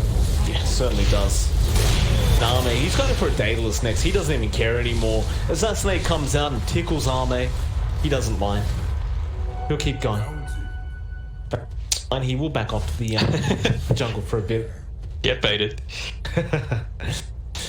No, he's changed it up. He's going Satanic now, which I think is better, to be honest. I think as long as you can get your abilities off and at least start attacking, you're probably not going to die. It was either BKB or Satanic for me. IG, surprisingly enough, are going to go for a smoke. Oh, they're going to get this DD rune as well. No, Firefly, he's going to snipe it.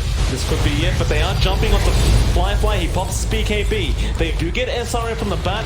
Frontinet is going to land on the Terrorblade with the spread as well. Arme, he's going to be in trouble. They've left him alone. No, they haven't, James. He hook shots in, trying to help with the Ravages there. They secure the kill on the Terrorblade, and James, he's also going to die. A great smoke from IG.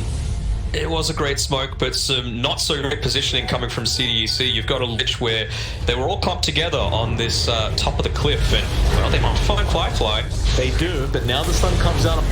He doesn't have Astrosep available right now. He just used 2 charges. He will try and avoid this. It's a very, very nice TP. He is actually going to get out of there. And the Chain Frost slow enough to allow Victoria to run out as well. Yeah. Nicely done, but again, Victoria getting caught out.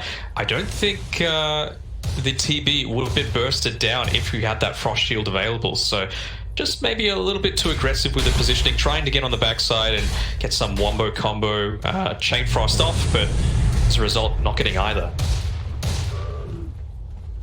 Well, sometimes you've just got to avoid the wombo combo attempts and just do what's necessary for the team. Dota's like, it's gonna sound silly, but Dota's not a hard game. You know, just do the simple things, play with your team. You're gonna win more often than not. Might have the gank going on bot. Yeah, James, he found Ollie on the Ogre. CDEC once again starting to get very aggressive with their positioning. And IG, they've definitely got a bit of a flavor for these Aghanim Scepters. Dragon Knight, he's building one up for himself as well, so he wants a bit of that no clip, the cliff walking for himself as well, just to be able to maybe counter what this Batrider's doing to make their global strat a bit more viable. I thought the range nerf to that Aghanim Scepter though would have been enough to make it not as viable, but I guess with the no cliff kind of thing where you just actually Kaka. Price TP, Arme will have none of it. He pops meta, takes him out. I guess against the TV, you're not really ever worried about that. Oh, they found out the DK. That's a big one. Can he get out? 8. I'm not going to pull him back, and now James is going to be there with the control. He should get the cogs off, and the emo will end up dying. Waves pushed in as well, so you've got this aggression that's coming through. They don't even have the glyph here on IG, so you're going to force a buyback out of this Dragon Knight if they keep committing. They don't though, they go back for the Roche on a bit of the safe play. But man, they could have really got some good real estate here if CDEC were to fully commit. Roshan will have to suffice for CDEC. Well, it's not exactly a slow Roshan either. It's quite fast with that metamorphosis. They will take it up pretty darn easily. IG, nowhere to be seen to try and counter this Roshan play either. They're just gonna let it go down. I mean, the one thing that redeems Midas, of course, it's a good item if you can get the greed off, but it's that actually has really good benefit to the attack speed, like for its actual cost. But you can't go committing that much money into attack speed when you could be having a lot more team fight impact, and we've seen that the DK hasn't been getting really all that aggressive. Maybe Bloodlust and probably do like a machine gun in these team fights. Still, it's a little bit concerning. He's got the cooldown reduction though, so actually value coming out of that Midas. That's a lot of strength you're passing up on. I guess Emo just doesn't care. It's all in. It is a low cooldown now. Pretty nice. SRFs indeed. Yeah, he's going. With the BKB, Lasso's up. They really don't want Kaka in these team fights. And Hookshot coming in from a mile away. They got Emo. Emo does pop the Dragon Form, and that is still the level 3 Ice Dragon. But now Reflection is there from Emo. It's doing a lot of damage, but not quite enough. IG, they're going to be fine. Okay, able to get away, more importantly, without popping the Ravage as well, which is going to be really impactful for them. Still going to lose all of their outer tier 2 towers. But, again, no matter for at least 10 seconds, so see how they contest this, because now they won't have the lasso to quickly pick off that sniper. It doesn't go for the solo Ravage onto the Terrorblade. Let's just allow them to walk out. Yeah. Just standing up on this high ground, though. I'm liking this from CDEC. A lot more measured, playing around vision. It's at daytime as well, so you're going to be getting that really good perspective if IG were to get aggressive. Thing is, though, with DK having just popped the Elder Dragon form, the cooldown reduction helps, but it's still another 30 seconds until he's going to have it up again. Yeah, it's very awkward smoke timing. Very awkward indeed, and they do scan out, but they only really get a Terrorblade illusion. So, gonna find nobody there. He was a little clever with his Midas timing, making sure he waited until the very last second, although they found out someone again. He can't afford to die like this, but he does, and that's no buyback available on the Prophet. They do have Glyph this time, so they're going to be able to protect against this somewhat. They will try. Lossing up that tower as well. You've also got Kaka alive for once, so he will be able to just spam out shrapnel throughout the creep wave. Assassinates flying out onto Armane. It's going to be so frustrating for this Terrorblade to have to put up with this. But again, is he just going to walk back up? No, just keeping things calm, realizing backdoor is about to kick in soon. Waits for the creep There's no wave. Glyph. Dire's top tower is under attack. I don't know. I feel like I would have gone in just because meta, it only has a couple of seconds left. Assassinate. Going to be cancelled. Kevin's Halberd also available on JT, so some nice disarm there onto Armane, who doesn't have a BKB available. We're talking about that 4-star on the sniper before. Still has it queued up. It's been, what we were saying, 20 minutes to get the Ags, and now 13 minutes with a Staff of Wizardry purchased. It's a big difference. SRF's gone in again. Yeah, nice lasso straight onto that DK. The Dragon Form about to wear off, but they will try and fight this out. Flame Break is huge from SRF. And Emo, Nice Chain he's really Frost. starting to melt. Yeah, he does go down with that Chain Frost, and now the hook shot onto Kaka. Again, the sniper is the main priority target. Firefly trying to defend Kaka, but he does die. James gets the rocket off. XM also picking off JT on the Tidehunter. Emo does buy it back, but he needs... what can you actually do? You don't have Dragon Form available. XM jumps in. Emo does get a nice Dragon Tail off, but Firefly is falling way too low, and he dies without buyback as well. And that's going to be GG well played. This meme draft does not work out in IG's favor. I think the meme draft was fine. The Midas was really what pushed me over. It's like, this is way too much, guys. And, well, I think credit needs to be given to CDEC too, realizing the fact that they've gone all in on giving the sniper the farm, and that was target number one. Every single team fight, it felt like the Ags did basically nothing.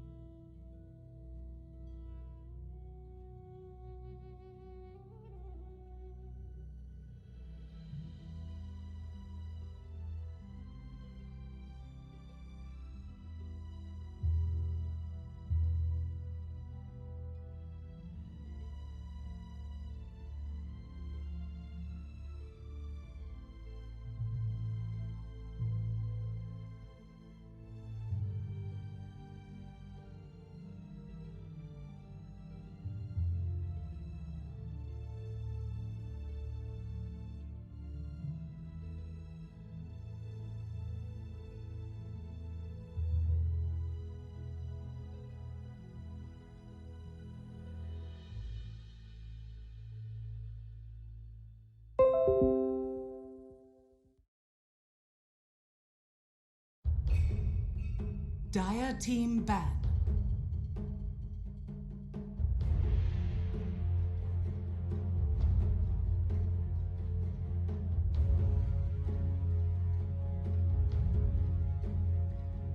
Radiant team. All right, ladies and welcome back. We are here for our third game of the night between CDEC and Invictus Gaming. It is MLP Dota and Danog Dota. Danog, so many things happened in that break. First thing being that a lot of things. I forgot my mic on again, so people heard me vaping. That was pretty standard stuff for the BTS stream by this point. Number two, Twitch went down for a while, and I was very afraid.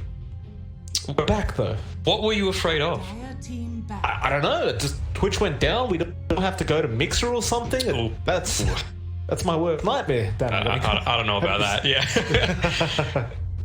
But we're back. That's the important thing. I mean, they said it would potentially be down for an hour, and it was for like 2 minutes. So good job, Twitch.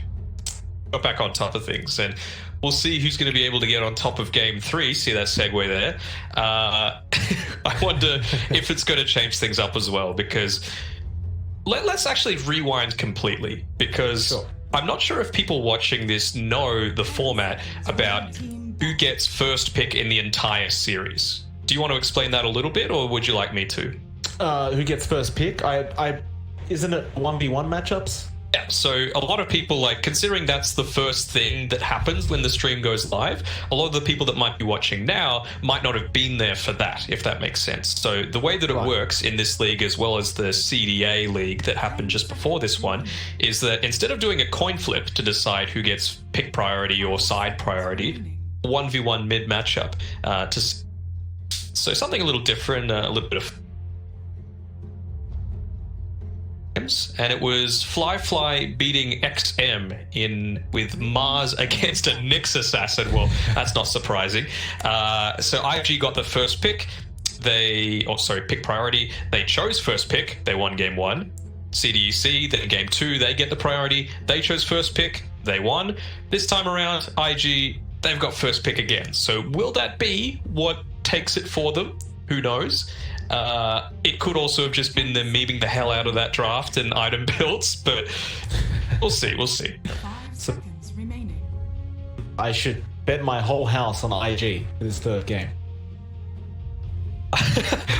we will see. We will see how it goes. I mean, let's wait for the draft first, and then consider that sort of stuff. Yes. Speaking of gamble, it's not. It can be a little bit risky. We're joking here. Don't bet your house, for the love of God. CDEC versus IG. The draft is about to start. Similar bans once again. Nothing too different coming out from either side. We do see the DP and Void Spirit this time being removed from CDEC and IG. I pray that we don't have to see that sniper again. It was atrocious. Kaka did well on the sniper. I'm not going to take that away from him. I just think it's a terrible support pickup. Yeah, especially in lane, right? But Kaka's laning is always good. That's the thing. So you can throw him on any hero and he's going to have a great time. But notably, just being able to get those pickoffs onto the TB, really effective. Although TB still came out of that laning stage sitting at second on net worth, excuse me. So a lot of credit does need to be given to Arme. TB is one of his comfort picks. So yeah, I mean, there's a lot that can be said as to giving players what they're used to, the style of heroes that they like. I'm a big fan of ice-based heroes, for example. I think slows are really effective and underutilized in a lot of Dota. And Arme, he's kind of like your illusion style, your big hard carries, your split pushes, ones that you can just sit back and let farm. Yeah, it worked out for him. You and ice. Like, you play all the ice supports in Dota. Radiant team pick. What is it with you and ice? So I imagine you go for the snowfields on your holidays as well? I do, actually. I used to live in Canada as well, so there's a lot of skiing happening there.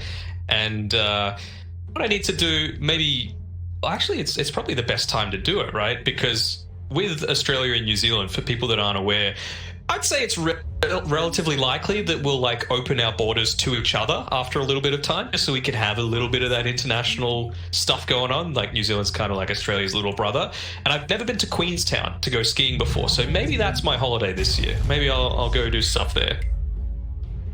I hope you enjoy that. So I'll be here in Australia, suffering still. CDEC versus IG. The draft has finally become IG. They do go for the first pick, Dazzle. CDEC, they go into the Oracle Earthshaker. So a complete switch up for CDEC, bringing out 2 new heroes for us.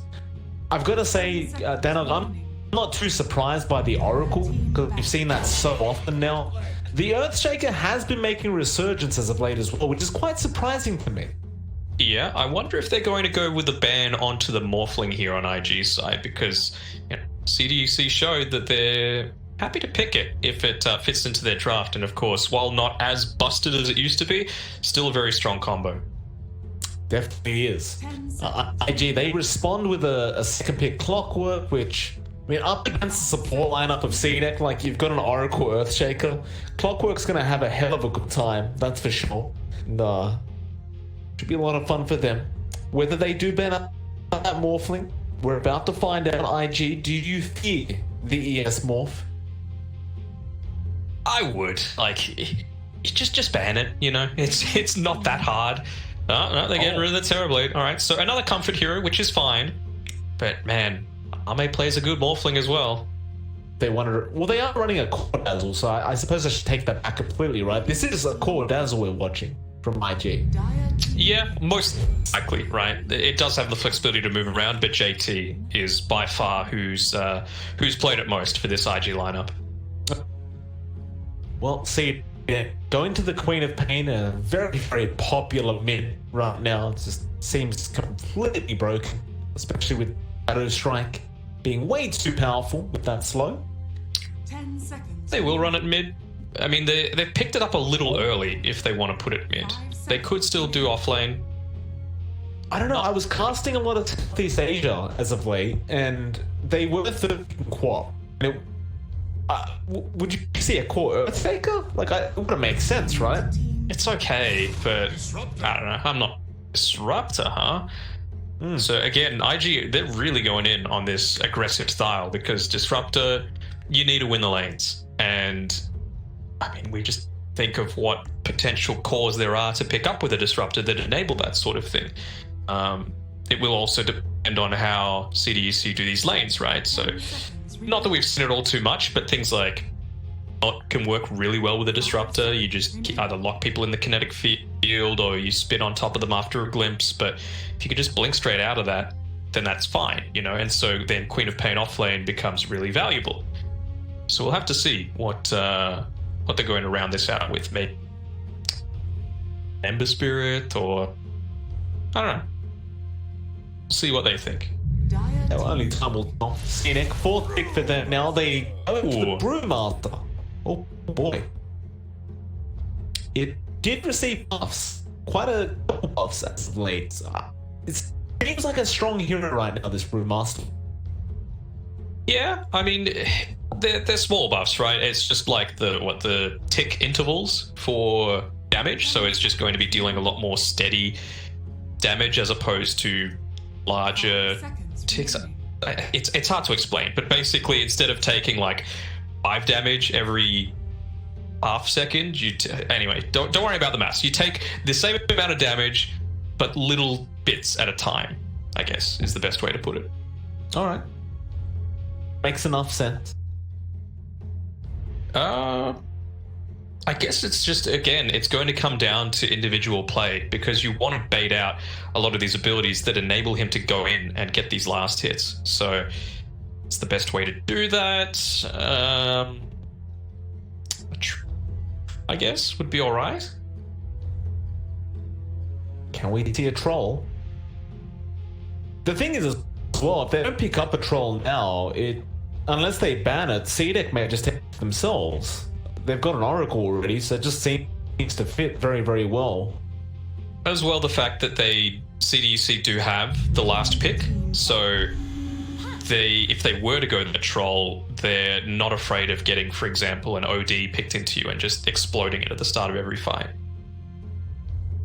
to consider once. Sorry about that. But when they pop the Brute ulti, how are you going to deal with it? Because right now they've got very much a run at you style lineup. Puck's going to be going in on the back line. Disruptor wants to rearrange the fight as he sees fit with his glimpse. Clockwork is going to be going in very early on. Dazzle needs to be on top of you and constantly right-clicking you with the poison touch. So are they going to go even more aggressive? Can they go something like a Lycan to last pick for themselves? Important questions, and answers will be provided soon. IG, however, went for the Puck. I standing up against the Quap. It's a pretty darn nice counter. Not too surprising. It does feel like the Puck's a little bit weak right now in terms of a mid hero. It's I don't know. I guess Dreamfall is so good anyway. Like, it doesn't matter. Like, her impact will always be there. I just don't know how to feel about the Puck.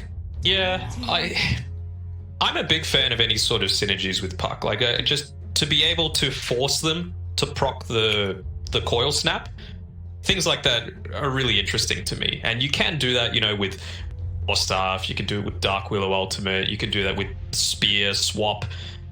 Glimpse potentially is another one that you can do that for. So if you're heavily committing on one style of hero, then, or if you're a Queen of Pain, you're just going to be quickly burst down by IG style. So we'll see how it goes, but it's a lot to put into your probable mid lane. I wonder if you go like a Dagon build or something like that.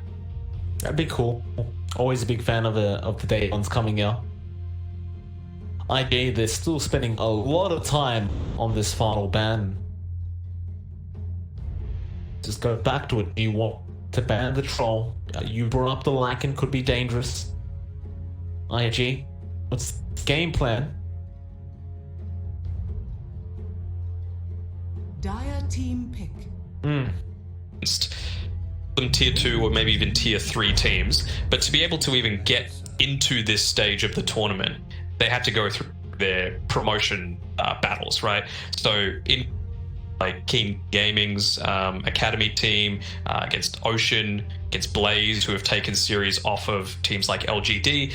They won a lot of games with the Void Spirit. So that shows the strength that they have there. Also, obviously, TV was a very strong thing for them as well. And the Queen of Pain is another hero that they're very comfortable on. So maybe just giving XM these heroes that he really excels at and has had a lot of success, let him get a bit of that swagger going. Not cocky, not too cocky, but you want to be confident, especially going into this style of game. It's game 3, and if you're losing 2-1, it doesn't really matter. It's as good as a 2-0 with this format. You only get points for series wins. Well, there we have it. Drafts are over. CDEC, they do end up finishing off with the PA, and we saw the PL coming out from IG. Interesting drafts. I don't know, with this PA, every time I watch a PA, it always feels very, very lackluster. It feels like it just doesn't get to the point where she one-hits people, or even, takes half HP off with one strike, one crit strike. I don't know how to feel about it. I guess Arme is on the hero. He's a pretty darn good position 1, so can't underestimate him. Overall, looking at these drafts now, which one do you think incites a bit more confidence in you? IG. Okay. Very, very easily. Like, with the PA, I know the build into the Battle Fury, if that is the build that he wants to go, is a little... It ramps up a bit easier. Like, you're not having to save up for this Demon Edge, and you're essentially useless while you wait for your 2200 gold. So now you can build things like the Broadsword or the Mithril Hammer that give you that little bit of damage boost that allow you to farm a bit quicker in the lead up to it. But before that, how are they going to deal with this aggression that IG are having? You've got this Puck that's going to be shoving waves. You've got this PL that's really tanking and just doppelganger out of things, so you can leave him somewhat on his own. And then all the while, you're going to have this Clockwork hook shot again, you're going to have an aggressive Disruptor, and of course you're going to have a Dazzle who's probably going to go into things like the Necro Book and Mech to enable the survivability on the team. I asked the same questions. I'm not CDEC tending to deal with all these things. We're about to find out. The game is beginning 1. It's all about winning the series all together. Can CDEC beat a team like IG, when they're not kind of memeing around with these snipers and these 20-minute Midases on the DK and things like that. This seems like a much more serious draft coming from IG. I better not see any freaking Midases coming out, that's for sure. The Dagon, it's not even a meme this time if Emo was to go it. Just because you want to be able to burst down, for example, your Queen of Pain before she can blink away, your Brewmaster before EA as well, kind of vulnerable to it.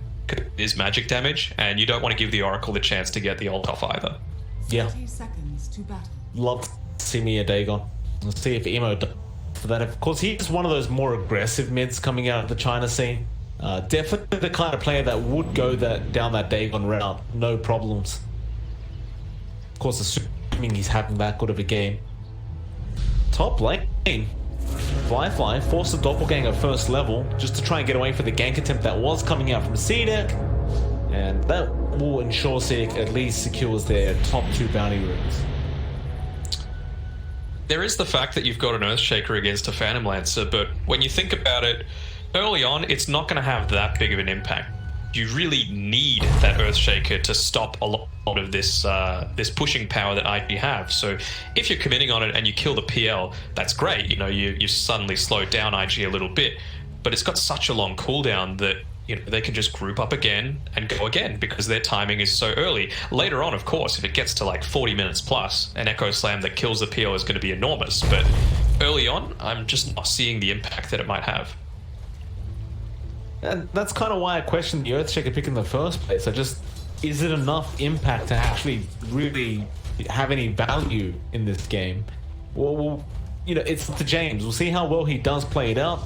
See the decisions he makes. Looks like it's going to try and be as frustrating as possible with that level 1 Fisher for now.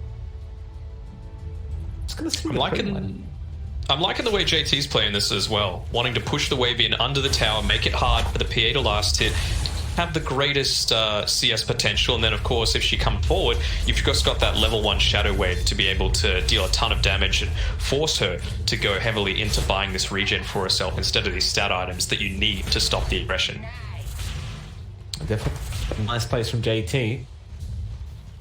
Arme already basically burning through all his regen. Looks like Victoria will give him Tango.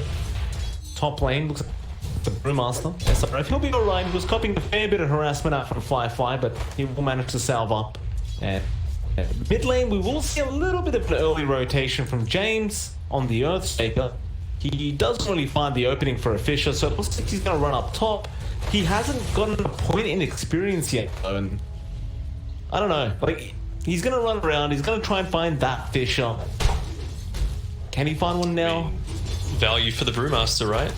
He's one of those heroes that is heavily based off of the experience that you're able to have, other than the items. They try to dish out some damage onto Holly. SRF ends up taking more damage than he dealt. With Brewmaster, it doesn't matter. Ult does the same thing if other than the Ags. It doesn't really matter all that much. Just need to be able to get it off. It's his job, I suppose, for his team. Enable, be able to farm. I just don't think IG will allow that. He's not doing too badly so far, Arme. He's currently 8-1, but as levels ramp up, IP are going to get a lot more aggressive and start really trying to pressure that PA into a base a little bit. Should talk about mid lane, however, as well. Emo and XM. So far, the lane does seem to be going very, very well for the Queen of Pain. She just... Well, actually, I say that, but Emo is manned by XM. He very fires up and will survive. Is forced to salve up, but before that event happened, he was having a very good time. He was. I think it's pretty even, actually. If you look at the net worth, I mean, that tells the real story. You can talk about last hits all you want, but 500 net worth ahead on both of these IG cores so far. Fair enough, they are very, very even. Probably going to go back a bit more in XM's favor once he does get those couple of extra levels. He's going to go into the bottle, so that extended capability to stay out on the map. It's not net worth that you're losing. It's always just going to be there. You can see IG, they're getting pretty keen, diving a little bit. Kaka being mindful not to right-click underneath the tower, just letting the battery assault do the work. And Kaka already at that level 3 mark as well. Just taking some XP priority away from JT, but it's... I guess it's fine. Like, Kaka, he can be very effective in this game on the clockwork. He does get that early level 6 mark, and... Yeah. I think letting him soak a little bit. A lot of credit does need to be given to how well Emo's been playing this mid lane as well. Playing this puck into the Queen of Pain. He's made sure that Quap had to use a lot more of his net worth to be able to buy things and not be able to save up for that bottle. Top lane, James actually ends up getting the first blood over onto Ollie. That will be the first blood going the way CDEC, and you know what? Getting first blood for Earthshaker never hurts. Like, just getting that fast gold. Brown boots up, going to a blink later on. Gonna feel quite nice for James. Enables that easier rotations as well. We can see a few nice stacks coming out. You can tell XM, he's having a bit of a rougher time. Now, if he had this bottle before the double damage came up, that just enables his sustain so much more in the lane. But because Emo was able to pressure him out a lot more, force him to use the money on salves, he just didn't have it. So he wasn't able to maximize his efficiency there. I suppose with these stacks, though, he will be able to catch up quite decently. Yep. This little bonus to have. Coming straight back to lane, so he won't lose too much in the form of experience.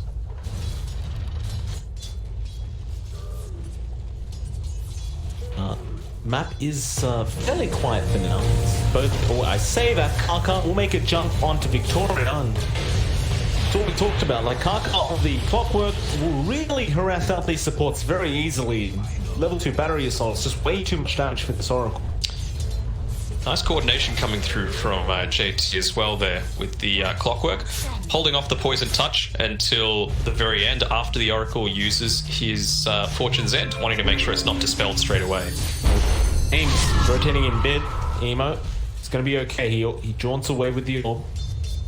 Both players actually missed out on the rune. It was at the bot lane, and Kaka will be forced to pick it up on the clockwork now. I'm liking this though. So much importance being put onto these runes, because this mid lane is really what's going to be the tempo controller. Dream Coil comes in, Fate's eating, block out some of the magic damage coming out into X, and he blinks, but on the spot, he double tapped it too much and doesn't pay off, and now James getting caught out as well. That is not good news for CDA.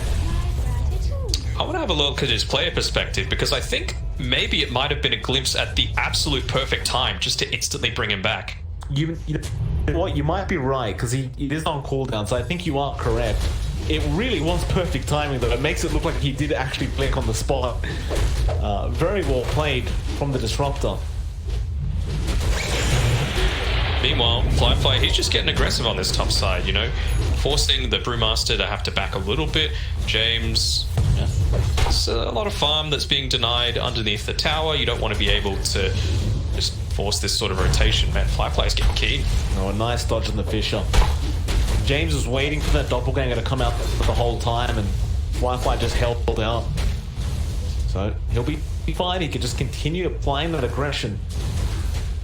You've got to really appreciate the early Hood of Defiance as well. Like, it makes him so much tankier as a PL. Like, it's gonna be so much harder to see a rotation from that Queen of Pain to really try and burst this guy down. Alright, we can see Arme with the Gloves of Haste. I'm assuming this is just building into something standard, you know, the treads. I better not see that freaking Midas. Emo, double dream call in the mid lane, and now Kaka rotating with the battery assault. Sonic Wave will be there. Emo, he's starting to fall low. Fortune's End will hold him down. He's been poisoned up and he will die, as that is a very pause timing to come out. But give him the question mark. ID looked to be in a bit of a spot of trouble here. Like, Kaka, he may have gone too far forward on that clock. He may actually just die. Was a little bit worried at Victoria being a little slow on the trigger finger to be able to finish off the puck there. Had the Purifying Flames available to kill secure, but no, just making sure they both went to XM. So nicely done. He might not even find a third one. Ollie Getting dived underneath his tier 1 tower. One more hit would do it an army. He rotates in, he wants the kill, but Victoria may secure that kill, and he does.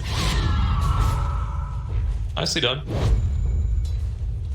And now you've got that level 6 here on the Phantom Assassin as well. So he's got the power treads. Good. We're not going to see a Midas. Thank everything. Powers above. Praise Gaben. Praise Gaben indeed. You never know though. Emo, we haven't found out what he's building yet. In fact, he hasn't even got brown boots yet, Emo. Just got the null talismans. Got the bottle up. Doesn't really need it. He's got enough maneuverability as a puck in his toolkit already. Bot lane, however, JT gonna get dived right now. The primal split comes out. James is gonna be there. Not fishing yet. There's a shallow grave. Glimpse is there onto XM as well, forcing that quap back, but JT should die and doesn't. Now the Fisher comes out. Karkar's been caught, and he will be the secondary death for the side of IG. Nicely done. Just contesting with Fly a little bit here on the top side, and we're going to see those outposts. James and Victoria, yeah, good, capping back one on their side. They'll have time to get aggressive on the top side though, although we can see the Clockwork, he's TPing in. He's going to try and be sneaky about this. This is a very dangerous TP Karkar. I suppose it's worth it if you do get it, but he's surrounded now. Ollie's the being there. They're going to try. They can't nothing to cancel it off. He's actually going to get it. Karkar, he does pick it up. The Bishop missed earlier on, and now SRF, he's in the middle of the cogs. He doesn't want to be there. He's got no primal split, and he will end up dying. And now Emo, he gets another nice dream call off with a glimpse back, and that does break tether. And Victoria going to end up dying, and you know, you did say you liked those little combinations where you break tethers. There's one. Yeah, just get creative, you know. In the words of a Dota great, anything can work. True. Radiant structures are fortified. James looks like he'll buy a tomb for himself, hit that level 5 mark, and starting to feel a little bit of pressure to have that Echo Slam up. I'm a little surprised, honestly, that James didn't go in and use his enchant totem on top of the who's capping it, was it the Clockwork, just to make sure that he wasn't able to get the experience, because think about it, it's 150 times 5, so that's quick maths, 750 experience that you're losing out on your team that the other team is getting entirely. And you can just see here, Fly, he's level 9. Can he get away from this gank? He has Doppel, Primal Split, not going to be committed. In fact, he doesn't even have it.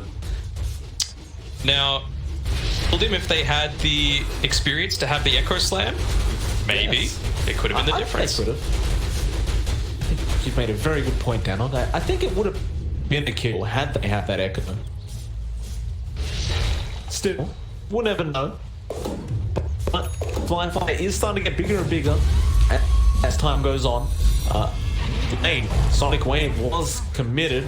Looks like Karkar picks up SRF on Brewmaster, and now he's just trying to run away. It's going to be there to protect just in case. Slowly, surely RG, they've reached to take over down at 4k net worth now. In fact, maybe 5.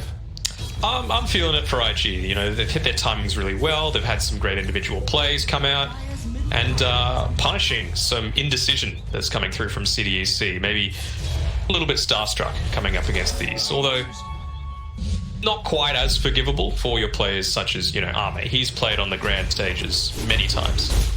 Yes, he has. We'll all remember that particular stage. It's a very memorable experience up against OG, of course. Well, he's not really keeping up with Fly. Like, his farm is so far below. I believe it's about 1.7k below the PL right now.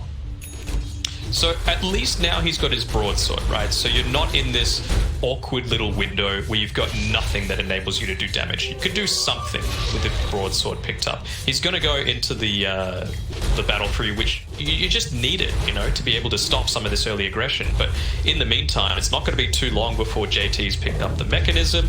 He's, what, about 500 gold away? And by then, you probably lost at least 2, maybe even 3 more towers, which is going to put CDEC in a rough spot. Will. And on top of that, mech coming out, like, Firefly's getting very close to that diffusion blade. So, I mean, Battle Fury's going to be nice when he gets it, but even after that Battle Fury, like, he needs a Desolator or a BKB or something else to really be able to join these team fights. And this is where you kind of question the PA pick in the first place. Like, you need so much for it to be online. Is it even worth the time? It's going to be rough, and PA also not having the highest mana pool, so if you're able to get on to a bit lucky with not running into those evasion stacks, or see a smoke here. Are they going to catch out James? He's careful, still 1,000 gold away from his Echo. I mean, his Blink Dagger, sorry. Comes back, nice vision provided by Emo. Now the double starts and the hook shot from Kaka. It does not break the tether. False Prompt will be there in time to save his own life. Now the Sonic Wave XM jumps in, but he doesn't do enough, as we do see a rotation coming up from Fly. They do at least get JT on the Dazzle, but they may lose their Queen of Pain. She does have Blink, she was silenced, but she will manage to get out. And in the end, it is a 1-for-1 trade, which actually is favorable for CDEC. It is, but all that, if Arme was farming that entire time, but you could see he was just kind of there, wanting to be like, oh, should I help them, shouldn't I? And that was 3 pretty high value ultimates used on CDEC's side, so suddenly a lot more of the map is opened up. They're still hanging around, they still want to make something happen. I don't know about that TP from the PL. You can probably just as easily run. Oh, they've gone in again onto the Earthshaker. Why not? Emo. He doesn't have Dragon Coil, however. This could be dangerous. He needs 10 seconds for that. He's got a haste rune. It looks like they're maybe just securing bounties, or no, they're actually going in. There is a static committed by Ollie. It does lock in James at least, or in fact it's the Oracle Victoria that does go down. Now the Dream Core comes out. Still, you do have SRF there. He doesn't have Primal Split, but he's going to be around to help. This is a very, very messy team fight. They managed to save or force a buyback out of the Oracle at least, so there's that. Yeah. Bait's going really well, but you can see just, again, I'm harping on about it, but the efficiency that's coming out from this Phantom Lancer is nowhere near any of those team fights, whereas Armor, he's standing right next to them, he's in danger of being gone on if fight, and inevitably it won't, go in CDC's favor. Yeah, just the rich get richer. It's that sort of scenario. And now they've got a siege creep as well that they're being able to use to push in. They've finished up the Diffusal Blade. Everything's going IG's way. Fly gonna get an easy tier 2 tower. There's really no trade for this either. Like, CDEC, they haven't even found the top tier 1 yet. Nope. How do they take it? You know, they have no strong tower takers. Problem, like, these trades are just all IG's way, and I mean, you mentioned it so many times, but they're just getting further and further ahead. JT's got the mech, and in fact he's almost got those Greaves up now. After those Greaves are up, how do you stop these people? With great difficulty, and even now, you know, Pos 4 in Kaka, he's just able to nullify a lot of what this PA wants to do. He's got no one that he can jump to. If he's blinking, he has to blink further into harm's way, and he's going to go down here. Great hook from Karkan, yeah, no creep waves, no people. They smoke up CDEC. What's the point? Can you actually take this team fight? They're gonna try. Maybe you'll get really lucky. I mean, do they have a Blink Dagger? No, no Blink on James. They've got Primal Split. That's really all they do have, and I guess Sonic Wave False Promise is also there. IG, they've smoked up, but they go into the Roshan pit now. And so they're gonna try and sneak this. Gives Arme time to come back, but again, will he be able to do anything with it? Probably not. Feels like this might be their best chance of taking a team fight so far. You are kind of trapped in the Roshan pit if you are IG. But again, with the Earthshaker, there's no real way to initiate this. So he will just continue to take it. I'm really loving the ward game as well, coming here from IG. They jump up in SRF. Hookshot going to be there on Victoria. Push him back down the hill. He does fade to Edict, and he should be okay for now. Not with Fly on top of him. He has the False Promise, and he will. But that is a big waste, as Emo is going to be there with some follow-up damage. And he can't save the rest of his teammates now that he's dead. I mean, back. Ult's used for what? Nothing. SRF, he gets taken out. Dream Coil to cancel. And Fly is still taking the Roshan. He doesn't care. He doesn't even need to be in these team fights. That's how dominant of a position. Like, if you just looked at the kill score, you'd be like, oh yeah, it's reasonably even. Nah, this is heavily IG favored. And, well, Dota Plus agrees, only giving him a 10% chance of coming back into this game. I mean, with a 10k net worth lead on IG as well, I can't blame Dota Plus for once. Fly will take the Aegis now. What is that point booster for? What am I missing here? You can go Axe. Lets you zip around in these team fights a lot more often. Moves the cooldown off the Phantom Rush, so you're hitting constantly with an extra 44 agility. Super value. So we went from minus DK to Aghanim's PL now. That's the new thing for IG. Axe PL is totally fine in my mind, especially once you get to level 20. You know, you get the huge range, and you get the huge extra damage on it, and you're able to move around much easier. You don't need things like the Blink Dagger. Can't afford to die like this. He's still holding so much gold for that Blink, and he just can't get there. He really can't find any form of farm, and now we were talking about these timings, right? Army's still about what, 300 gold away. They've got the Dream Coil. Yeah, they do. Army blinks. Nemo was waiting. TB cancelled. Denied. And he tries to take a creep, but at least he gets a creep before he dies. That's nice. And now he's 400 gold away from his Battle Fury. They're going to get the Brewmaster as well. Well, maybe not, but Fly could die this, and yeah, he'll go after Victoria instead. He does eventually cancel the dive off, but he does have his Aghanim Scepter on the way. So I suppose once that's up, just dive infinitely. Why not? How are you going to hit your timings? That's my biggest issue with CDEC's lineup, you know. And they haven't. They have no Blink Dagger on Earthshaker. They have no Battle Fury on the Phantom Assassin. 3 minutes. And all of your outer towers are taken except on the top lane. Hardest one to take. So they've been taking some really intelligent fights here on IG's side and playing it perfectly. Radiant's top tower is under Fly. Gonna go ahead and take himself a very, very easy tier 2 tower.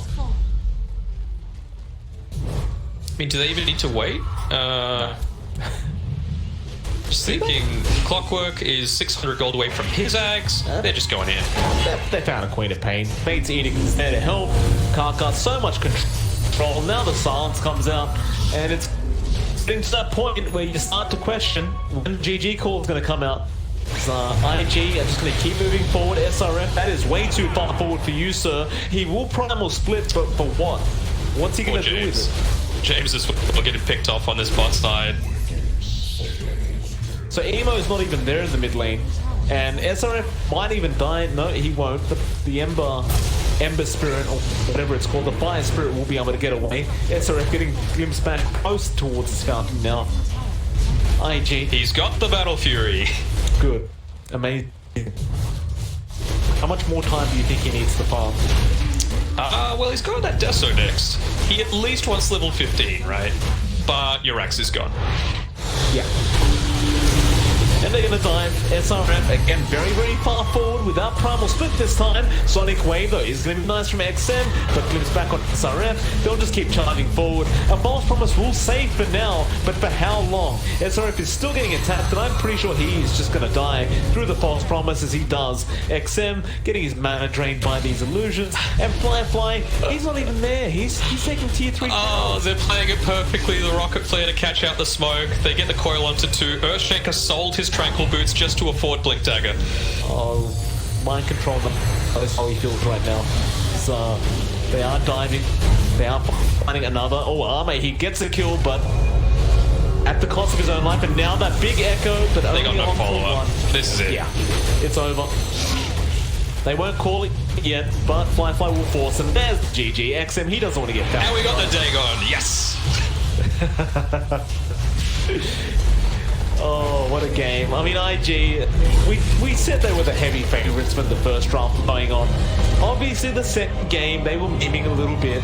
But when it came to back to being serious. They really took over this series. Yeah, I just think PA was honestly a horrible way to round out this draft for them. When you think about what else they needed on the team, you know, I